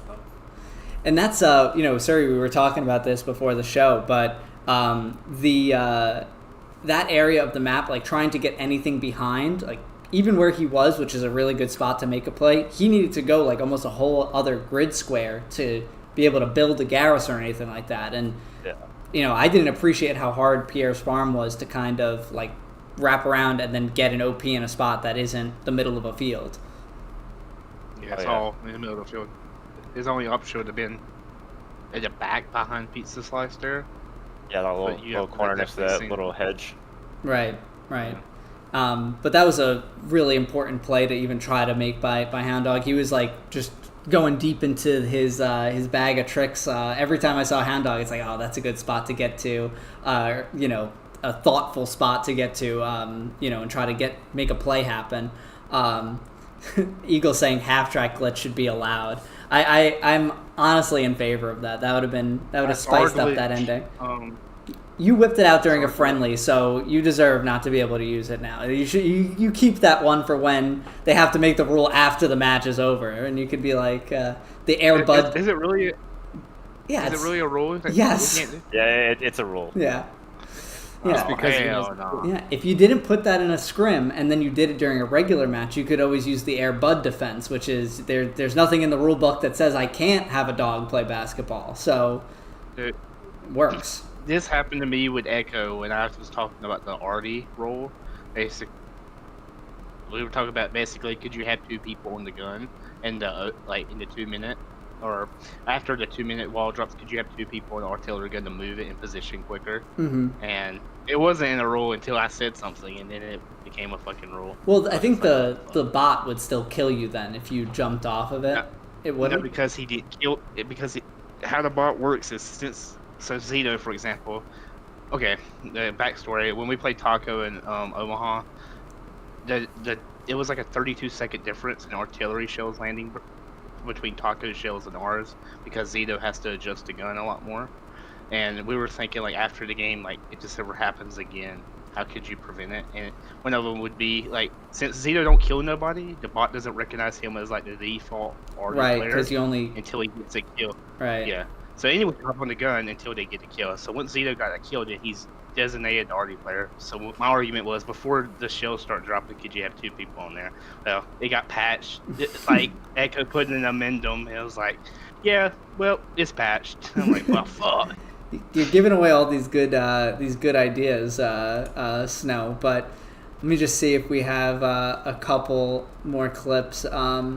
There was one that's like a little bit of a two-part clip. One is Hero, just being on the front line, but you could actually see a Zero coming around the corner against Golfy. mine on the road there. So you see the mine in the middle of the road. And that one ends up coming back to pay dividends for, it was... The Stewie. Yeah, the Stewie. It was Teku had placed this mine. So we take a look here. Maybe make some room here. Stewie's working. Oh no, the Stewie hits ends a up mine. getting the Stewie. So like I'm a sucker for a mine clip. Like I think R22R had one in off-season competitive league where you can see the mine was there for so long, and it gets a heavy though, and that's as like an infantryman, you get like the noise of destroying a tank, and you're thinking to yourself, what? I didn't hit any armor just now, and then you're like, oh, that's that mine from earlier. There we go. About 45 minutes ago, I put down. Right, yeah, Teku. I love you too, Teku. We're good. Oh, you clean plate club. Let's see, Snow. Let's Called it 8 tacos. let's see. The 6. 6. Oh, 8 holders. 1, 2, 3. Come on, you could do better than that, Snow. Okay, I'm telling the truth. There was 8. It was 2 in the middle, but yeah. Fuck. Shut up. Snow Zempic is off the menu. Dude, they were so good. I'm about to be a fucking beach whale. I can't even move. Well, that's what they always say. Eating after 8 o'clock is like the best thing you can do, right? So I think you're all set. So Wani, laughing at that one, but so it's crazy work. No, it's not. They're small. They're minis, bro. Yeah, they're dude. They're carb smart tortillas, if that matters. Yeah, it's actually the healthy option. It would be unhealthy to eat less than 8. But the last clip that I have from this game is the half track at the end of the game. So this was a very appreciated move from Legion. We love a good half track play. Wolf Dog gets Gotta out. do it back. Yazani guts him You never down know. low, and he's gonna push on up here. Wolf Dog was Lock out sweating the behind half the wheel, I'm sure, as he was driving that. Oh man. The convergence half track onto the half track too is Is wild. unlocked, of course, but Shadow and Griazani will push up here and block it. And the Tiger. It was just rough because like that was like the only place we can put it at, and it's like I wouldn't know what so to do hard. better than that either, honestly. Like, you have to make a play, you have to make something happen. Having it sit in a safe spot that isn't going to get you to the point fast enough is great, but, it's not changing anything. So I definitely like the half-track plays coming out. And were you in 5-way with Grizzani? Yeah, I was with Briz, Briz. Jin, Eagle, Ptolemy. and- Yeah, Ptolemy. Yeah. I haven't seen Oh, a fuck couple of those guys in a while, but they were big time in season 4 of TPO for Legion. So lots of good talent from 508P. They had a little bit of a gold mine over there. Oh yeah, we definitely. I got picked up by Ptolemy and Jin, and started playing a lot more with Ronzi and Briz a lot more. Yeah. Just playing in the servers, but Yeah, Briz is a beast too. That guy can frag out for sure. But let's talk more broad terms of Summit. It was an incredible season, and why don't we just go round table here? Like memorable moments. Gentle, we can start with you. Memorable, exciting. From the 3-5 perspective, outside of there. Give it to us. and Bearju too. Oh, Sorry, God. forgot to mention you, Bearju. Bearju. Yeah, I think the 2 finals were probably the best finals I've ever seen, to be honest. Like the excitement level, the streaming, the prep work, the rocket snipes, the gameplay. It's just developed to a next level. Because you were talking about mines earlier, and it just reminded me of like a year ago when like the line wasn't a big thing yet, and people were rapping so much more. And like then you hear somebody scream like, "I got a mine kill," and like you just don't hear that anymore. You know what I mean? So. What about you, Snow? I'm Never- reading Luda Snow's on Looney's mind. Because that same shit happened to me. We're like pushing the point Right. with like 6 minutes left in the game, and I'm like, "Fuck it, I'm about to get this heavy on here. We're about to kill everyone in this bunker." And That then was fucking Omaha, Looney right? come up mine. Artillery battery. Yeah. Yeah. Where he put up mine like a rocket just grazes me and hits me, and then I hit the mine and it still blow up. I was so fucking mad. Memorable moments. I guess it's from a small game, but I think it was Robs versus First. Robs dropped like an airhead like 10 minutes into the game on their 4th point and capped it. And I was like, what the fuck? I was watching that live. And then the 22nd Merc game was crazy. Yeah, to open up the season, right, on Dugout Barn. Yeah, that was, I think, the first like stream of the season too, and I think it set the tone really, really good for what was to come the whole rest of the way. But that game ended up being super impactful too, because basically it forced Merc to win all of their games that they had left that were the, winnable games that you see on the schedule for yourself, or I guess not less so in Summit because you don't know, but they had to win all those games that they should have won, and then 22nd had the benefit of then being able to lose a match and still have a chance to get in, and both teams ended up getting in. So I think that was a really fun way to start the season. What else? No, you have any other like ones from the 6? Maybe moments where you're not getting mined on a. Dude, the EXO game was the EXO Stalingrad game. Where we're sitting on mid with no ammo for like 15 minutes, just being cat weight. Was EXO Stalingrad more difficult than EXO Kursk? Fuck yeah. No, I mean, yeah. I think EXO played better on Cursed. They pushed us back a lot more.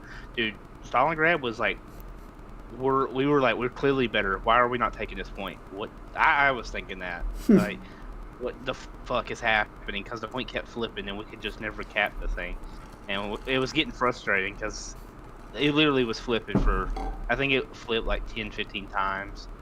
It was making me so mad in that tank. And then we were out ammo, just sitting there. Fucking can't move. We lose the cap weight. Yeah, right. Snow leaves the cap. That's all your cap weight gone. That's one thing that we've learned this season of Summit for sure. Gentle, we have Loot Up saying 3-5 server crash versus EXO. I forgot about that for a moment, even though I casted that one, but that is a memorable one. I wasn't there for that one, unfortunately. Yeah, you were man in the Archon, right? You were your finger slipped or something like that. No, I guarantee you, no. That was I think I was at work and I was like, what the fuck's going on? And Bergs is like, I don't know, it just fucking crashed. I don't know, and then you drive the same routes. Oh man, I was like, I wasn't mad. I was just like, what the fuck are we doing, boys? You got shot here. I think 3 out of the 4 changed a little bit. I wasn't there, so. Yeah. And then the death, say another moment, the death face. He was out of ammo. I found out after. Yeah, but fuck, that was fun. We're like, what the fuck? Jumping out of the tank for the Gary is hilarious. I love that. Speaking of that, right? Like, just last season, he did the same thing on Kursk. I think it was versus one of the 5 teams we played on Kursk. I don't know, where he crashed into the garrison. His crew got out and got the garrison. You know what I mean? So they were trying to recreate that play. Because they're already out of ammo, you know what I mean? So at the time, I didn't know he was out of ammo. I was like, "Damn, y'all have no tanks up. This is your only tank, and he's only even though he's out of ammo, I still would have went back to HQ. You're only 400 meters away from HQ. I'm like, this motherfucker is charging the point. You gotta inspire the troops, you know. We're just like, damn. He's driving past enemy AT guns, and they're not even shooting at him. I bet you he didn't think he was going to get that far. He was probably just as surprised as all of us. You're one of the top 10 crews. You trust the tanker's judgments, you know what I mean? And in that position, I would always trust Death's instincts and Bible and Girth and Dark Knight. I trust those guys' instincts of, like, they know what's best in that instinct to take charge, you know what I mean? Right. So what about you, Cerhie? Some memorable moments, streams, games that from your perspective? From just Summit? Yeah. I mean, but you can go back further than that, you know. The TPL final against 6.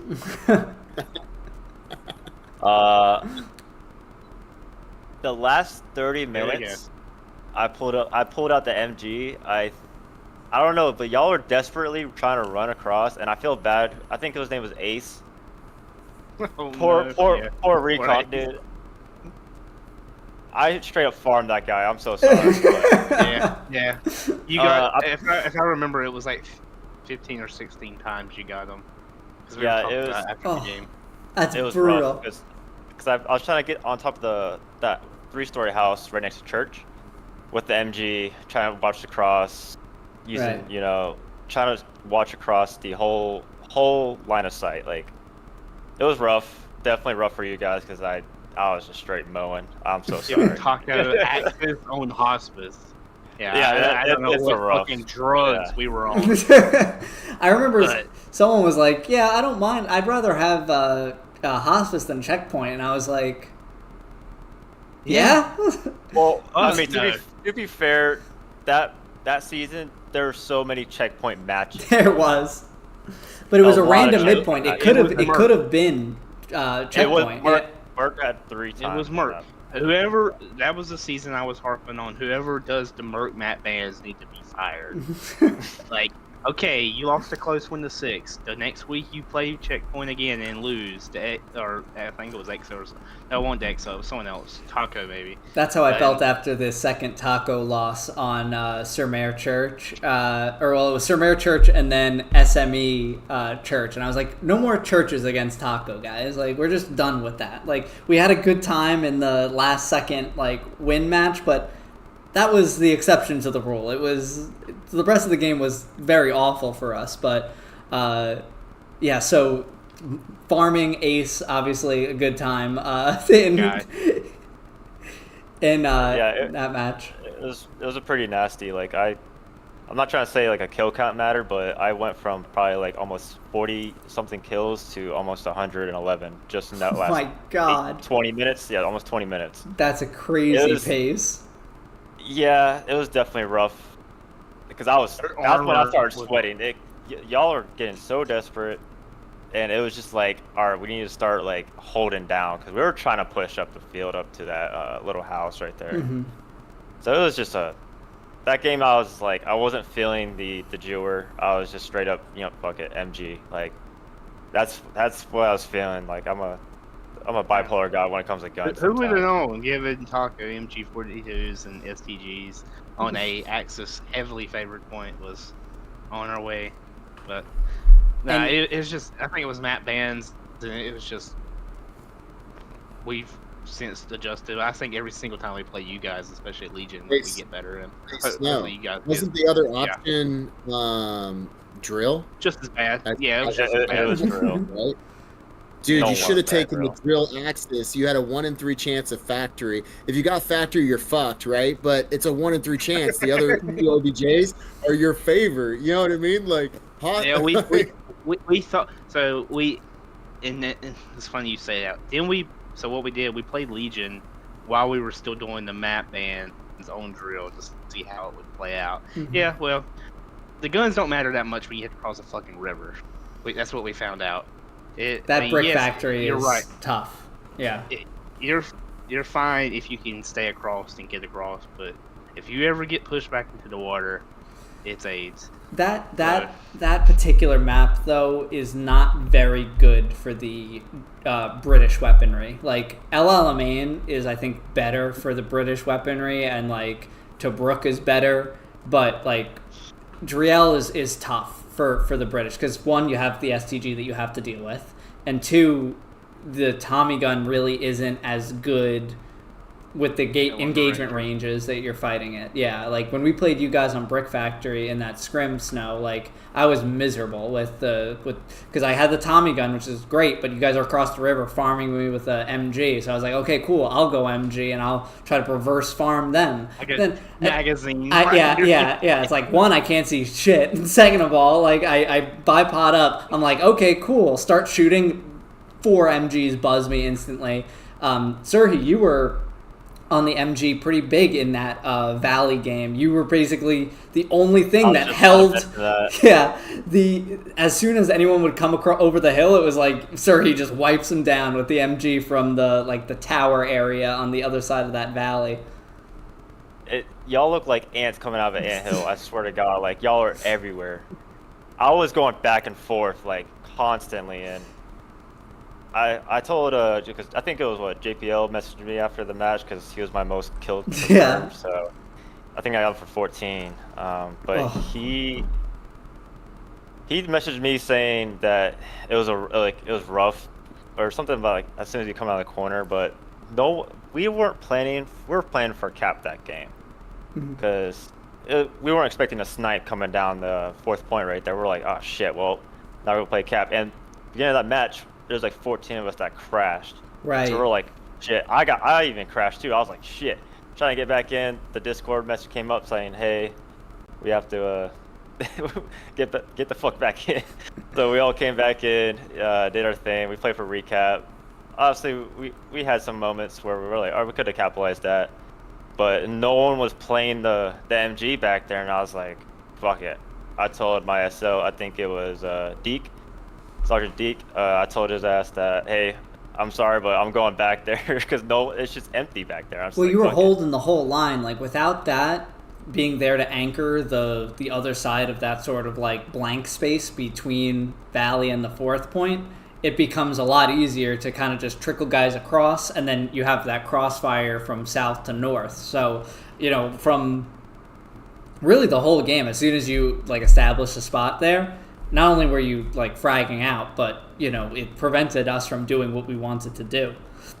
So I was just trying to hold up the OPs. That was like my main goal, is to keep everyone's OPs up, and I did a lot of that. But until I think it was Dunny or Don, whoever the sniper was on that map edge, that shit killed me. I couldn't see him. It was probably it might have been Divinity or Endarkment that game. I think both of them were sniping, but it was that was such a tough game with LL Lemaine having to deal with the crashes off the bat. I think we were helping 22nd prep Tobruk ahead of your match against them.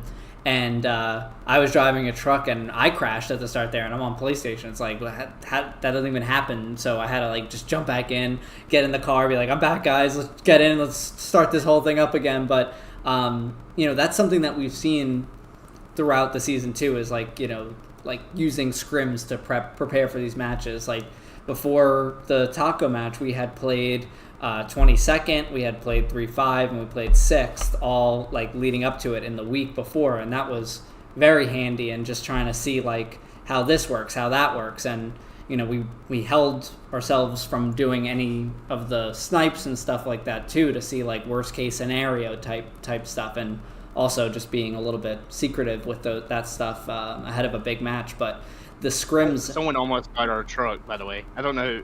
I guess it wasn't planned. Someone was freelancing. Someone shot a rocket. Someone was freelancing and shot a fucking rocket. We'll get them I in looked trouble. over it. And our fucking our midpoint truck almost got hit by just one rocket. We're like, damn.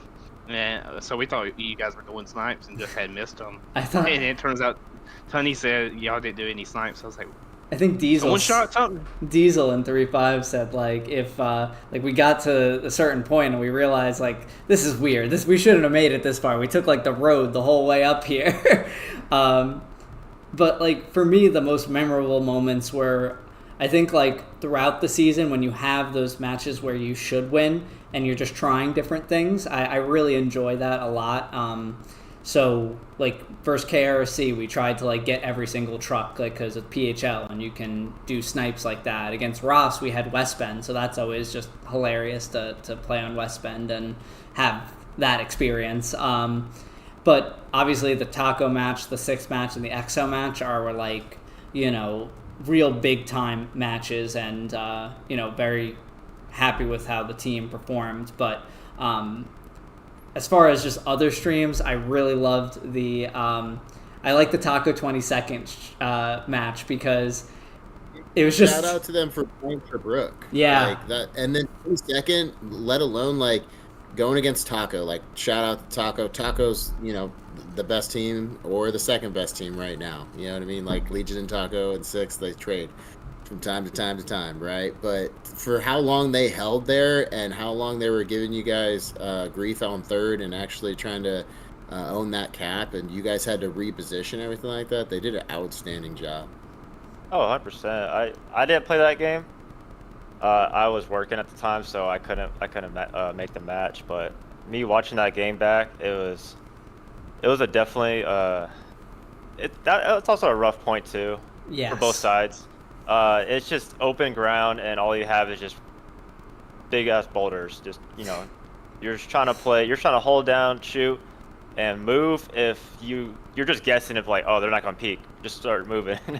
Yeah. They definitely held their ground for sure. It's also our first time playing on that map for comp in general, so it's a new map for both of us.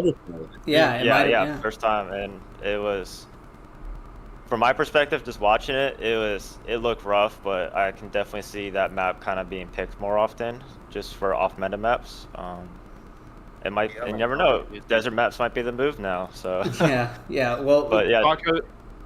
Well, with that game, keep it in perspective. Taco is now 2-2 on sand. So that's true. Yeah, we need to. Yeah. We are 1-1 with Legion on it, though. I'm just saying on Desert. I honestly, I was kind of wanting Alamein just because to break the ice, just to break the tie between Alamein. Yeah, I think just for the funnies. Next TPL we'll have to do El Alamein again, but what's the north one like? Deseret Trenches. Yeah, we'll need to do it up there just so we get the whole El Alamein. I don't think El Alamein has been played in any matches that weren't Legion versus Taco. So it's our home now. We all love it, don't we? Maho's already saying Alamein round 3.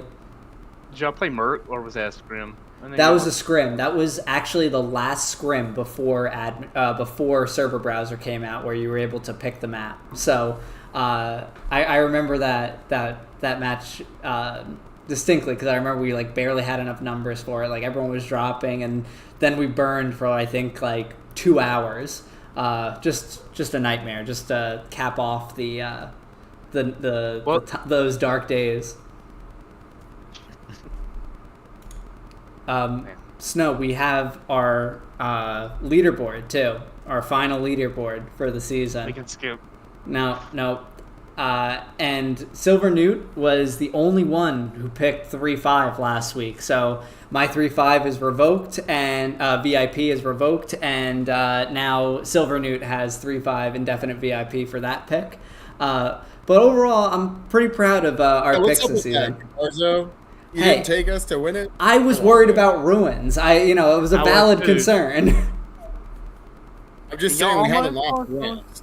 Like, Ross is a great team, but never lost. You know what I mean?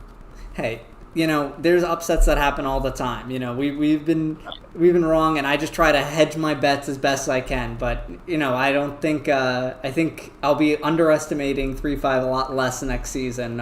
With the pedigree you're going into TPL with. I'm looking forward to it. 35 and D1. It's gonna be fun. It's gonna be rough.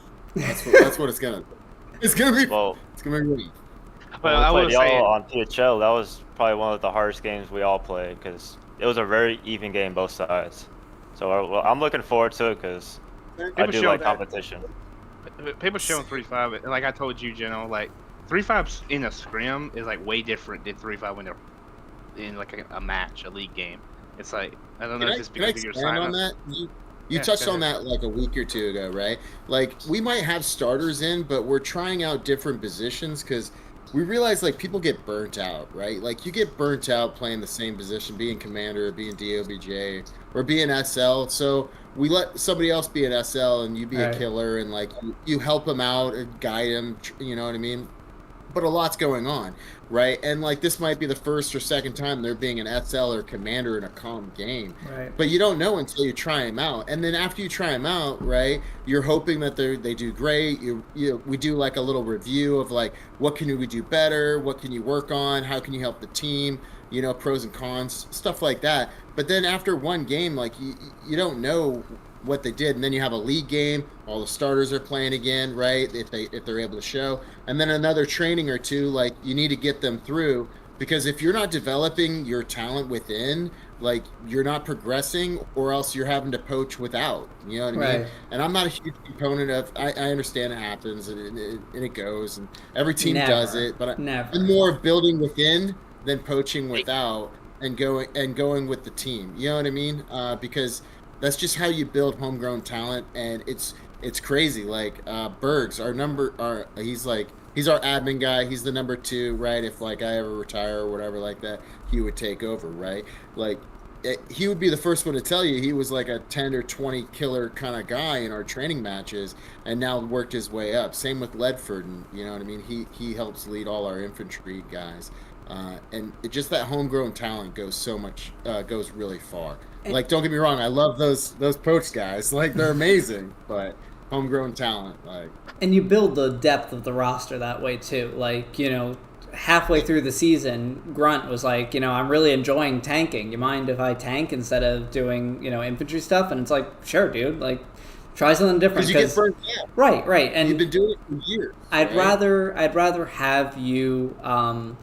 You know, on the team in a spot that you're enjoying yourself versus, you know, getting burnt out and then just leaving the server one day because you're like, I'm just done, you know? And we're already discussing that like ahead of next season, or it's like, all right, like, what do you guys want to try next season? Who wants to play, you know, Sapper? Who wants to play this or that? And I think it just keeps it fresh. And, you know, there's guys that obviously play the same thing. Ivan was a squad leader, then he played squaddy, and now he's back to squad leader next season, he's thinking. So, like, just about mixing it up and keeping things fresh. But I wanted to show this graphic here.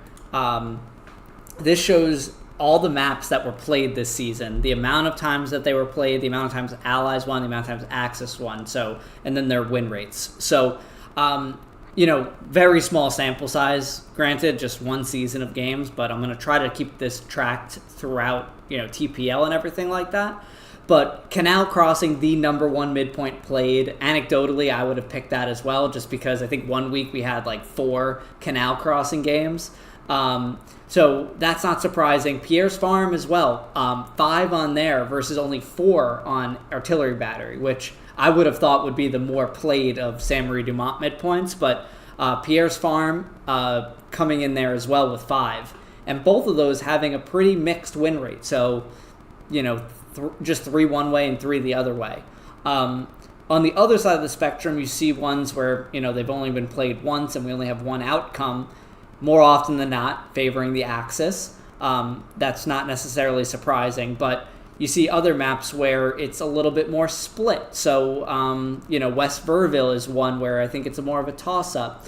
One that's interesting is one like, I guess it would be Southern Edge, where, again, you have 1 and 1 on either side. But in looking at this, guys, any surprises to you guys, or, you know, any takeaways from this? I'll make it bigger so you can see better. Not to toot my own horn, Yankee to only win by Axis was us, which is funny. Oh yeah. I'm not surprised about Canal Crossing. Like, it's pretty expected. I thought it'd be a lot more train station for Carrington, but Canal Crossing is always like a all right, that's gonna happen for that map.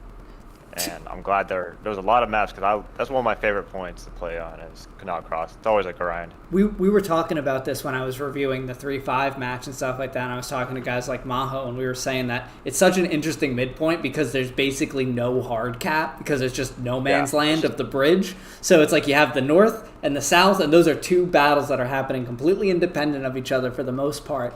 But when you see a cap happen, it's because one side gets overloaded, the manpower shifts, and then, you know, you end up taking ground in both areas.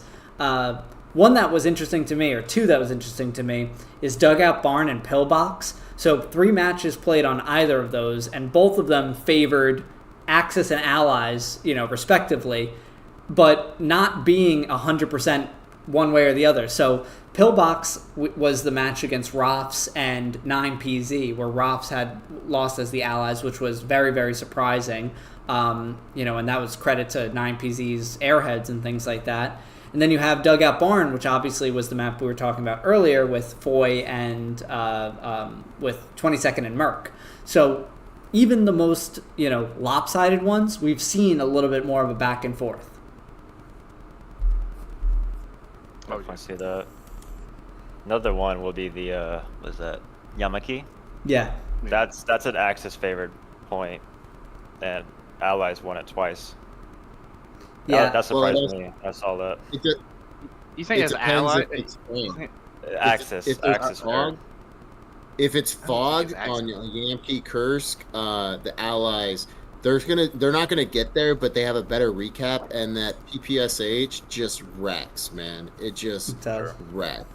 How would you say it's? Just curious. Why would you say it would be Axis favored? Or routes are like 32 seconds slower. Yeah, it's the routes. It's the routes. Like the initial cap will be Axis favored. Yeah, well, but yeah. Oh, sorry, I'm backwards. Right, you have all the trenches and stuff for on the Soviet side. It's a lot easier to snipe too. Yeah, you're right. I'm stupid. So Yeah. we were 6 was Russians that game. Right. Yeah. Right. So you guys won with the unfavored one there on that one.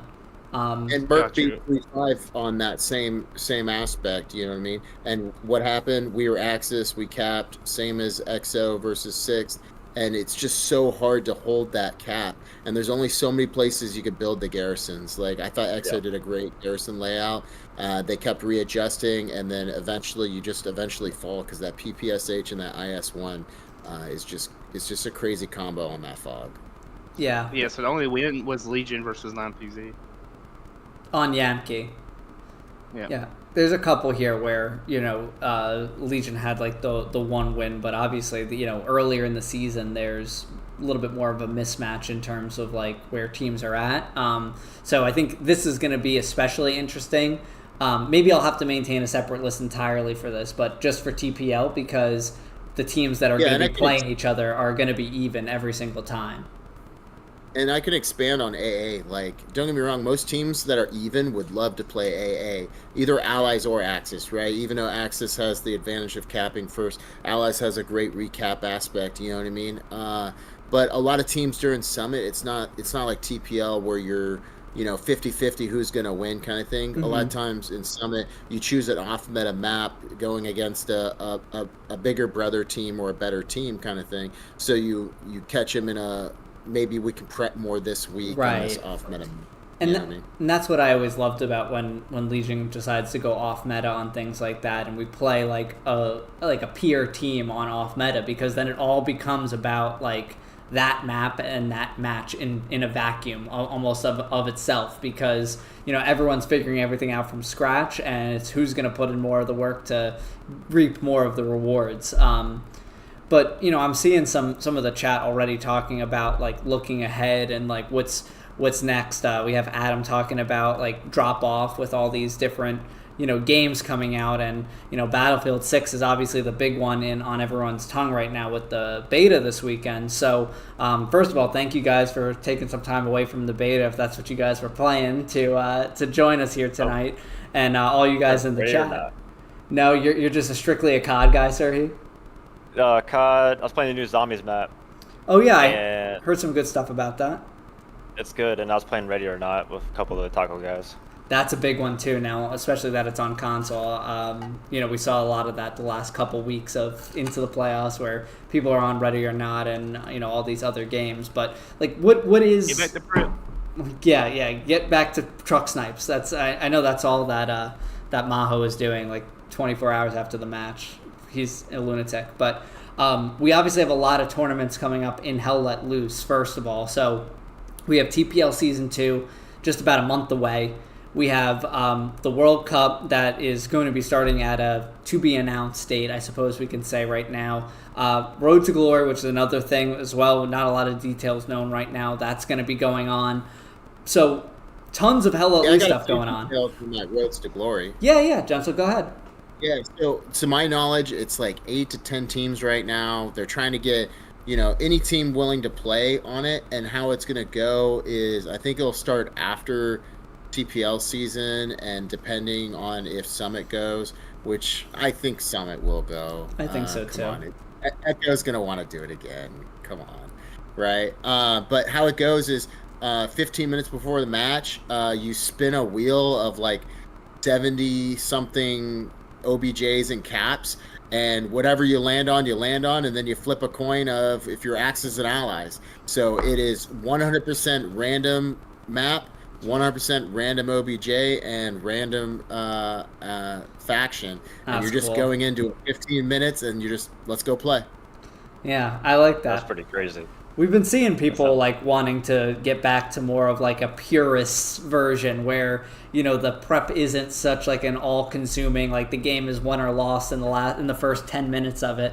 So I'm definitely excited for that, and I think it's gonna really show what some of these teams are made of when it comes to just pure like map knowledge, game sense, and, you know, even like things like truck routes, like that becomes a lot harder when you're not like, okay, hit this point of interest, then hit this point of interest, then, you know, book it to the point and pray.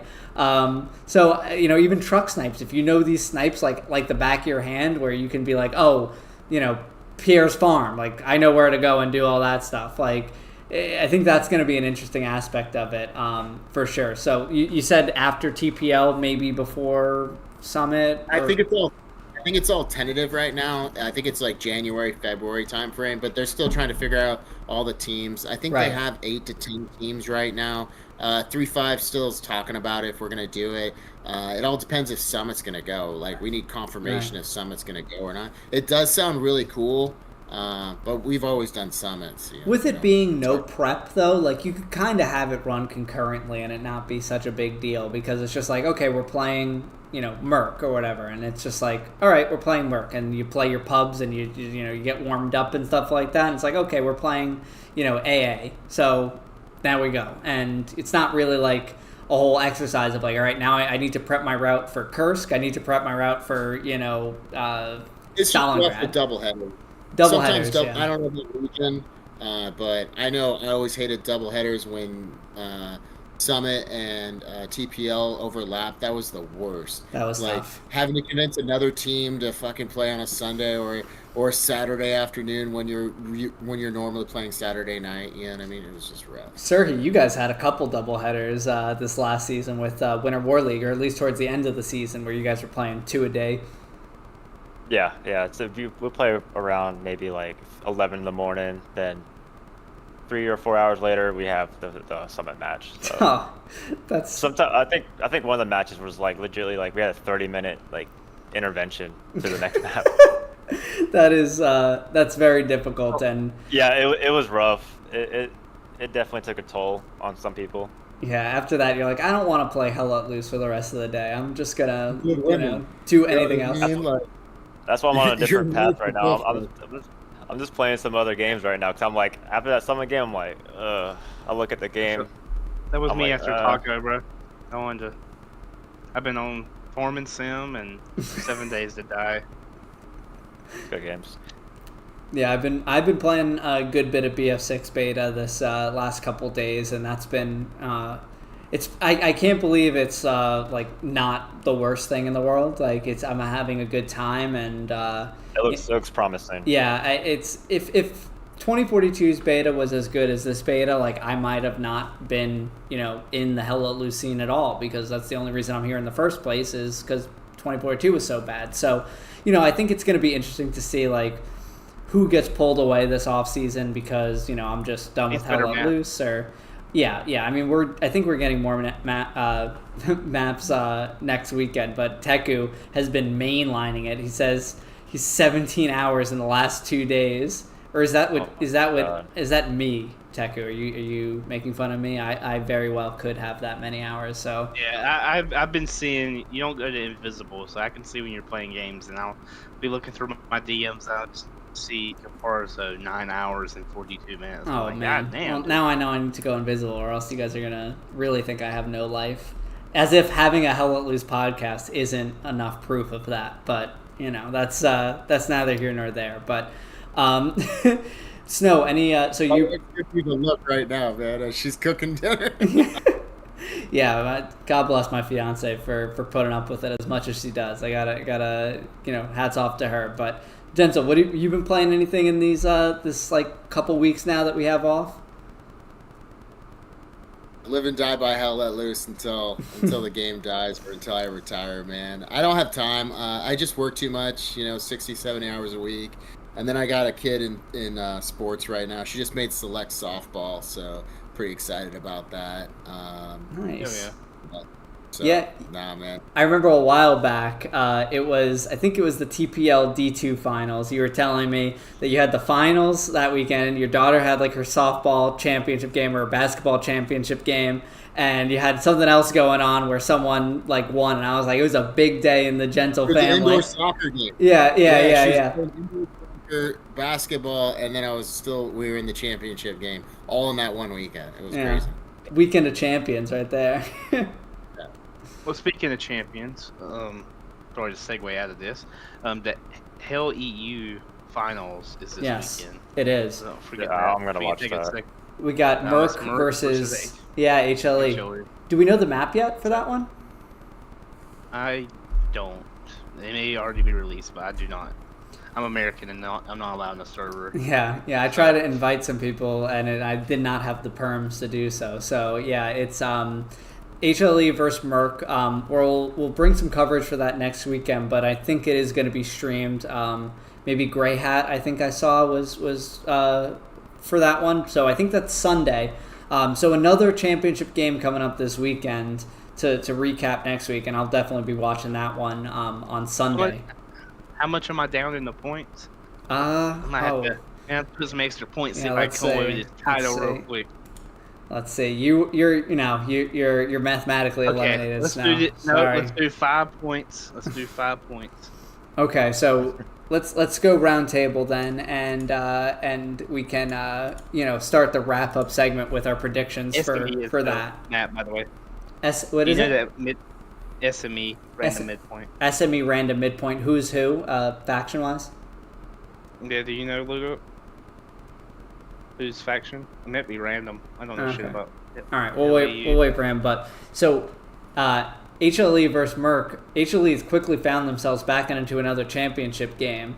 And so, what would your predictions be here? We saw these teams play earlier this season on Hill 400. No, Herkin Forest, North Pass. Right. Yeah.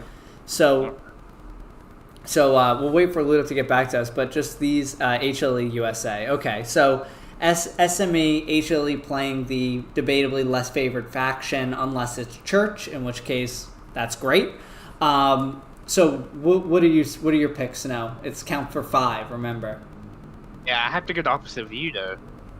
All right. You just gonna pick opposite of me? No, I'm not. I'll pick HLE. I'll pick HLE. Fuck you, bro. I was gonna pick HLE. You could have went first too. I gave you the option to go first. Okay. Well, let me break this down. Okay. Because I don't want to be down 10. That would look bad. All right. It only counts for 5 for you. Okay. No, I don't like that either. Because then we could pick the same one, and then no. Yeah, fuck it. I'll get Merc. Come on, Merc. I've never rooted for you before, you cocky fucks. Let's go. I'm just kidding. We love you, Silver Dude. Had you on last week. You're good. Gentle, what about you? What's your picks for HLE versus Merck? Yeah, sorry, kid ran down screaming, crying. So it's SME, HLE is allies? Correct. Unless it's Church, I choose Merck. I just haven't seen HLE in a long time. I know they're solid. I know they had a good group of guys come back. But Hell EU tournament is way different than like TPL or Summit championships or getting close to the titles. And Merck's still a solid team. So Merck. What about you, Cerhie? Out. Obviously going for HLE. Like old boys. I came from there, and I did. Roach. Roach is Raz a is back, I beast. believe. Yeah. Fincon's on the team now. Yeah, shout out to her. She's annoying in the back line. You got a couple other boys out there, and that's why I'm going back to HLE on that. I think they can pull it off. It's for those games for Merck and HLE. They're always tight. Like they're really tight games. They're always. It goes both ways. So even that Herkin Forest one, very very close. Yeah, Very close. yeah. That was a rough game though. It looked rough, Yeah. but it's just that point. Allies always have that point really disadvantage. You're just coming down a hill, you don't see shit. Yeah, and you can just get sniped like instantly, pretty much, coming down that hill. I think that was HLE that was on that side of things that game. But any Cross your fingers crossed. yeah. If you're Merc, you're crossing your fingers for Hospice for sure, and if you're HLE, you're crossing your fingers for Church, and that means it's going to be Checkpoint, especially when you remember it's Merc that's playing, so it has to be Checkpoint. We are contractually obligated to play Checkpoint. Well, if it's Checkpoint, then Merc will hold the point for 82 minutes, and then somehow find a way to lose it. Just absolutely devastating. Those types of matches. Trust me, I know it feels like fuck you Taco on the side for that Hurricane game. We had it, and then of course Farmer and Leon had to go behind us and wouldn't leave us alone on the hill. Curry, we were fine. Y'all didn't even have to get near us. We were just sitting there on the hill shelling. You could have left us alone. Hey, y'all look vulnerable though, man. It's kind of, for it the had to taking. happen. Yeah. I almost had 100 kills before the mid cap was finished. I Oh was my. cooking. That map was rough. 18 minute, was it 18 or 19 Yeah. minutes? Yeah. Yeah, it was Yeah, insane. that was just straight grind. You said the ants like analogy, like an ant. That's how Taco was looking when I was up on that hill. We were see so that. far. We were so far back, the blueberry icon for our friendlies wasn't showing up, so we would shoot our own guys. It was madness. Yeah, the Siegfried line is a wild choice, and having played that against Six a couple weeks ago, on stream that we did here, Snow, I was surprised that you guys picked it a little bit, but not totally surprised because you guys had the experience seeing it be played in a competitive match. So gotta love those scrims for those sorts of fact-finding missions on these maps and points. But Gentle, any last sorts of notes here as we wrap up an incredible episode? I don't know, man. I'm just looking forward to the off season. Some scrims against Legion on off meta maps. That should be fun. And then TPL season coming up. It's gonna be rough. And but us. it's gonna be fun. What's You up? play us in a little bit. I see you play us in a little bit. We're still discussing what map.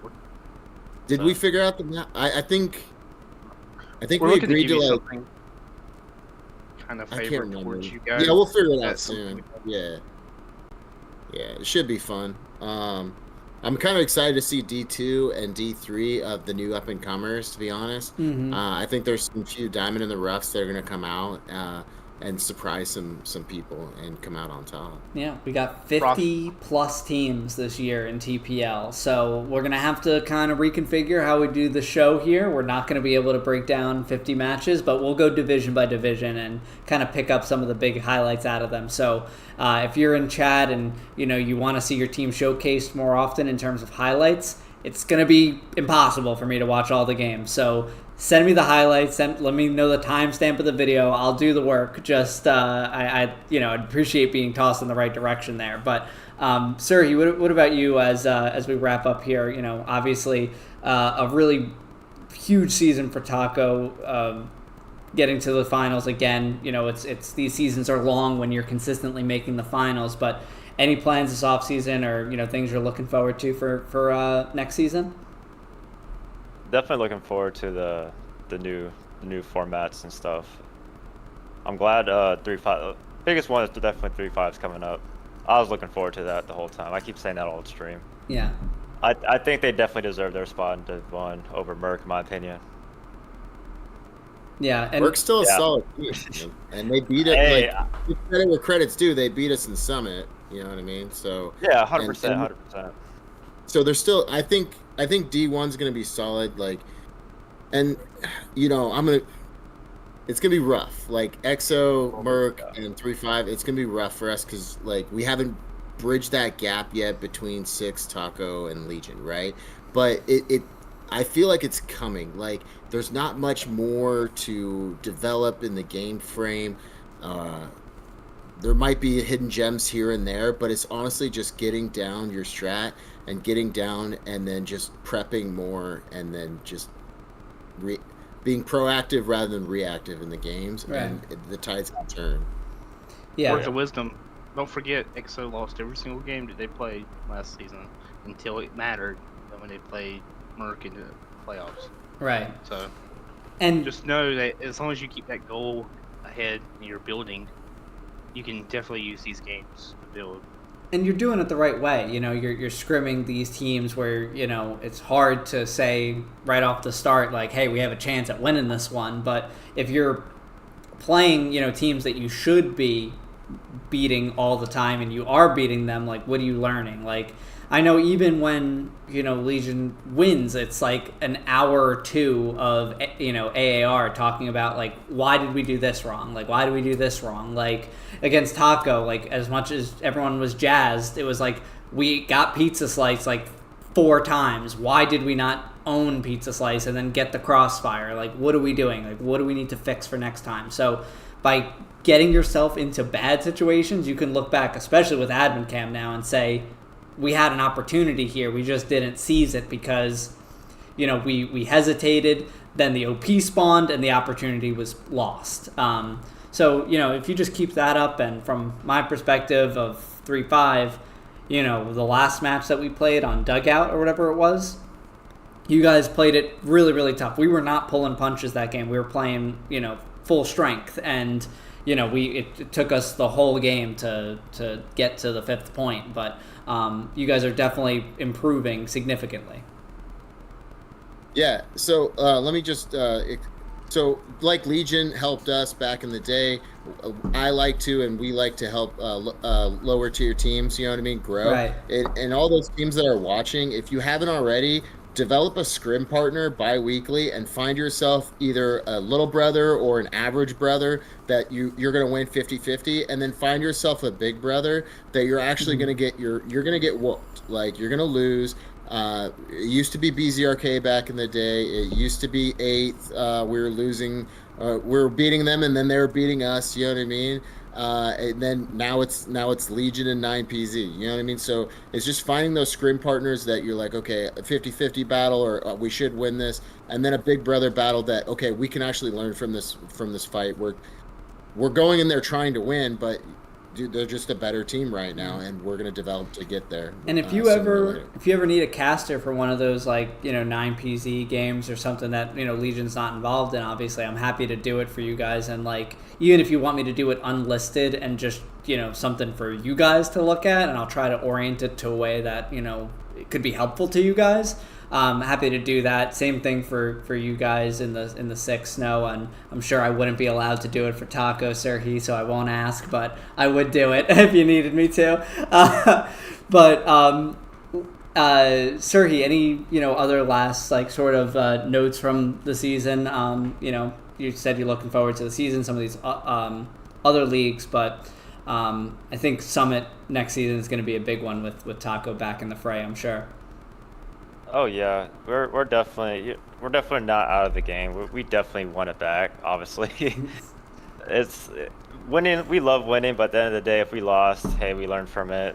Next season, you know, Right. It's just like, and the biggest thing I think this season is gonna come is the prep. The prep is getting more and more intense each season from each team I've seen. Right. A lot more openings, and sometimes that really matters in games. Like, as you can see, that And that's been, Taco Legion game.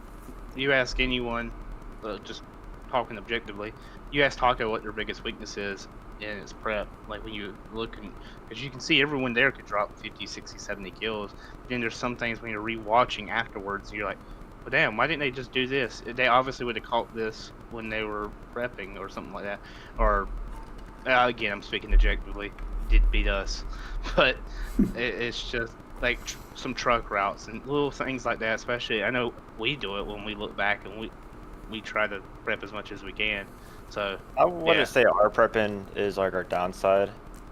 I was gonna put it out there. Our backline is fucking shit. It's not like the people are back there. It's the prepping. We don't prep for backline, sadly. And I've noticed that. And as you can see in most games, there's always people in our backline just fucking shit up. And Yeah. it really eats us in the ass. Like, we lose way more tanks than from tank on tank counters, and we're like, well, shit. Yeah. Like we're just we're like down 3-1 tanks, but 2 of those tanks got taken out by AT players.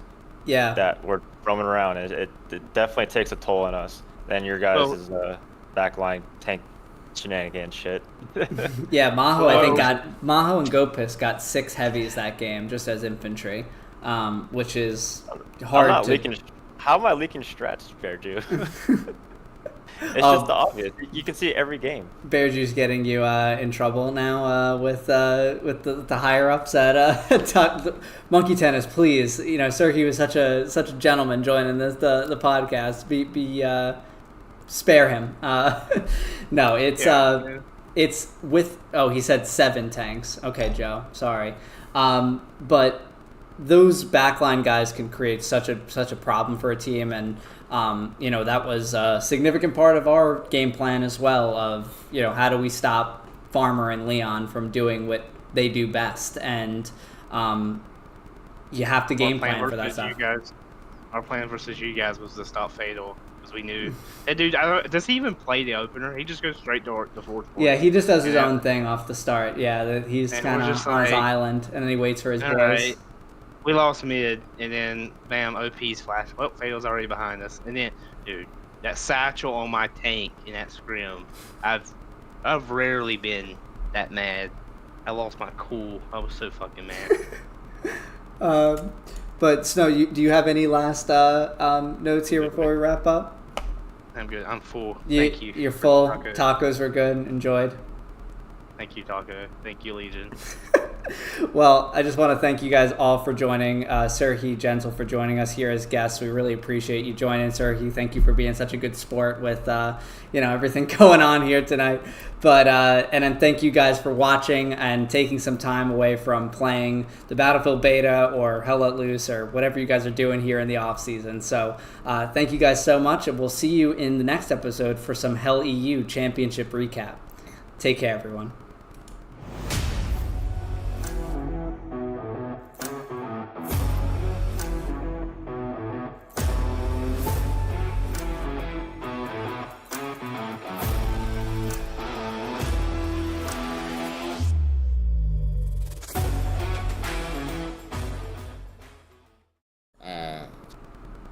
Good job picking up the mantle.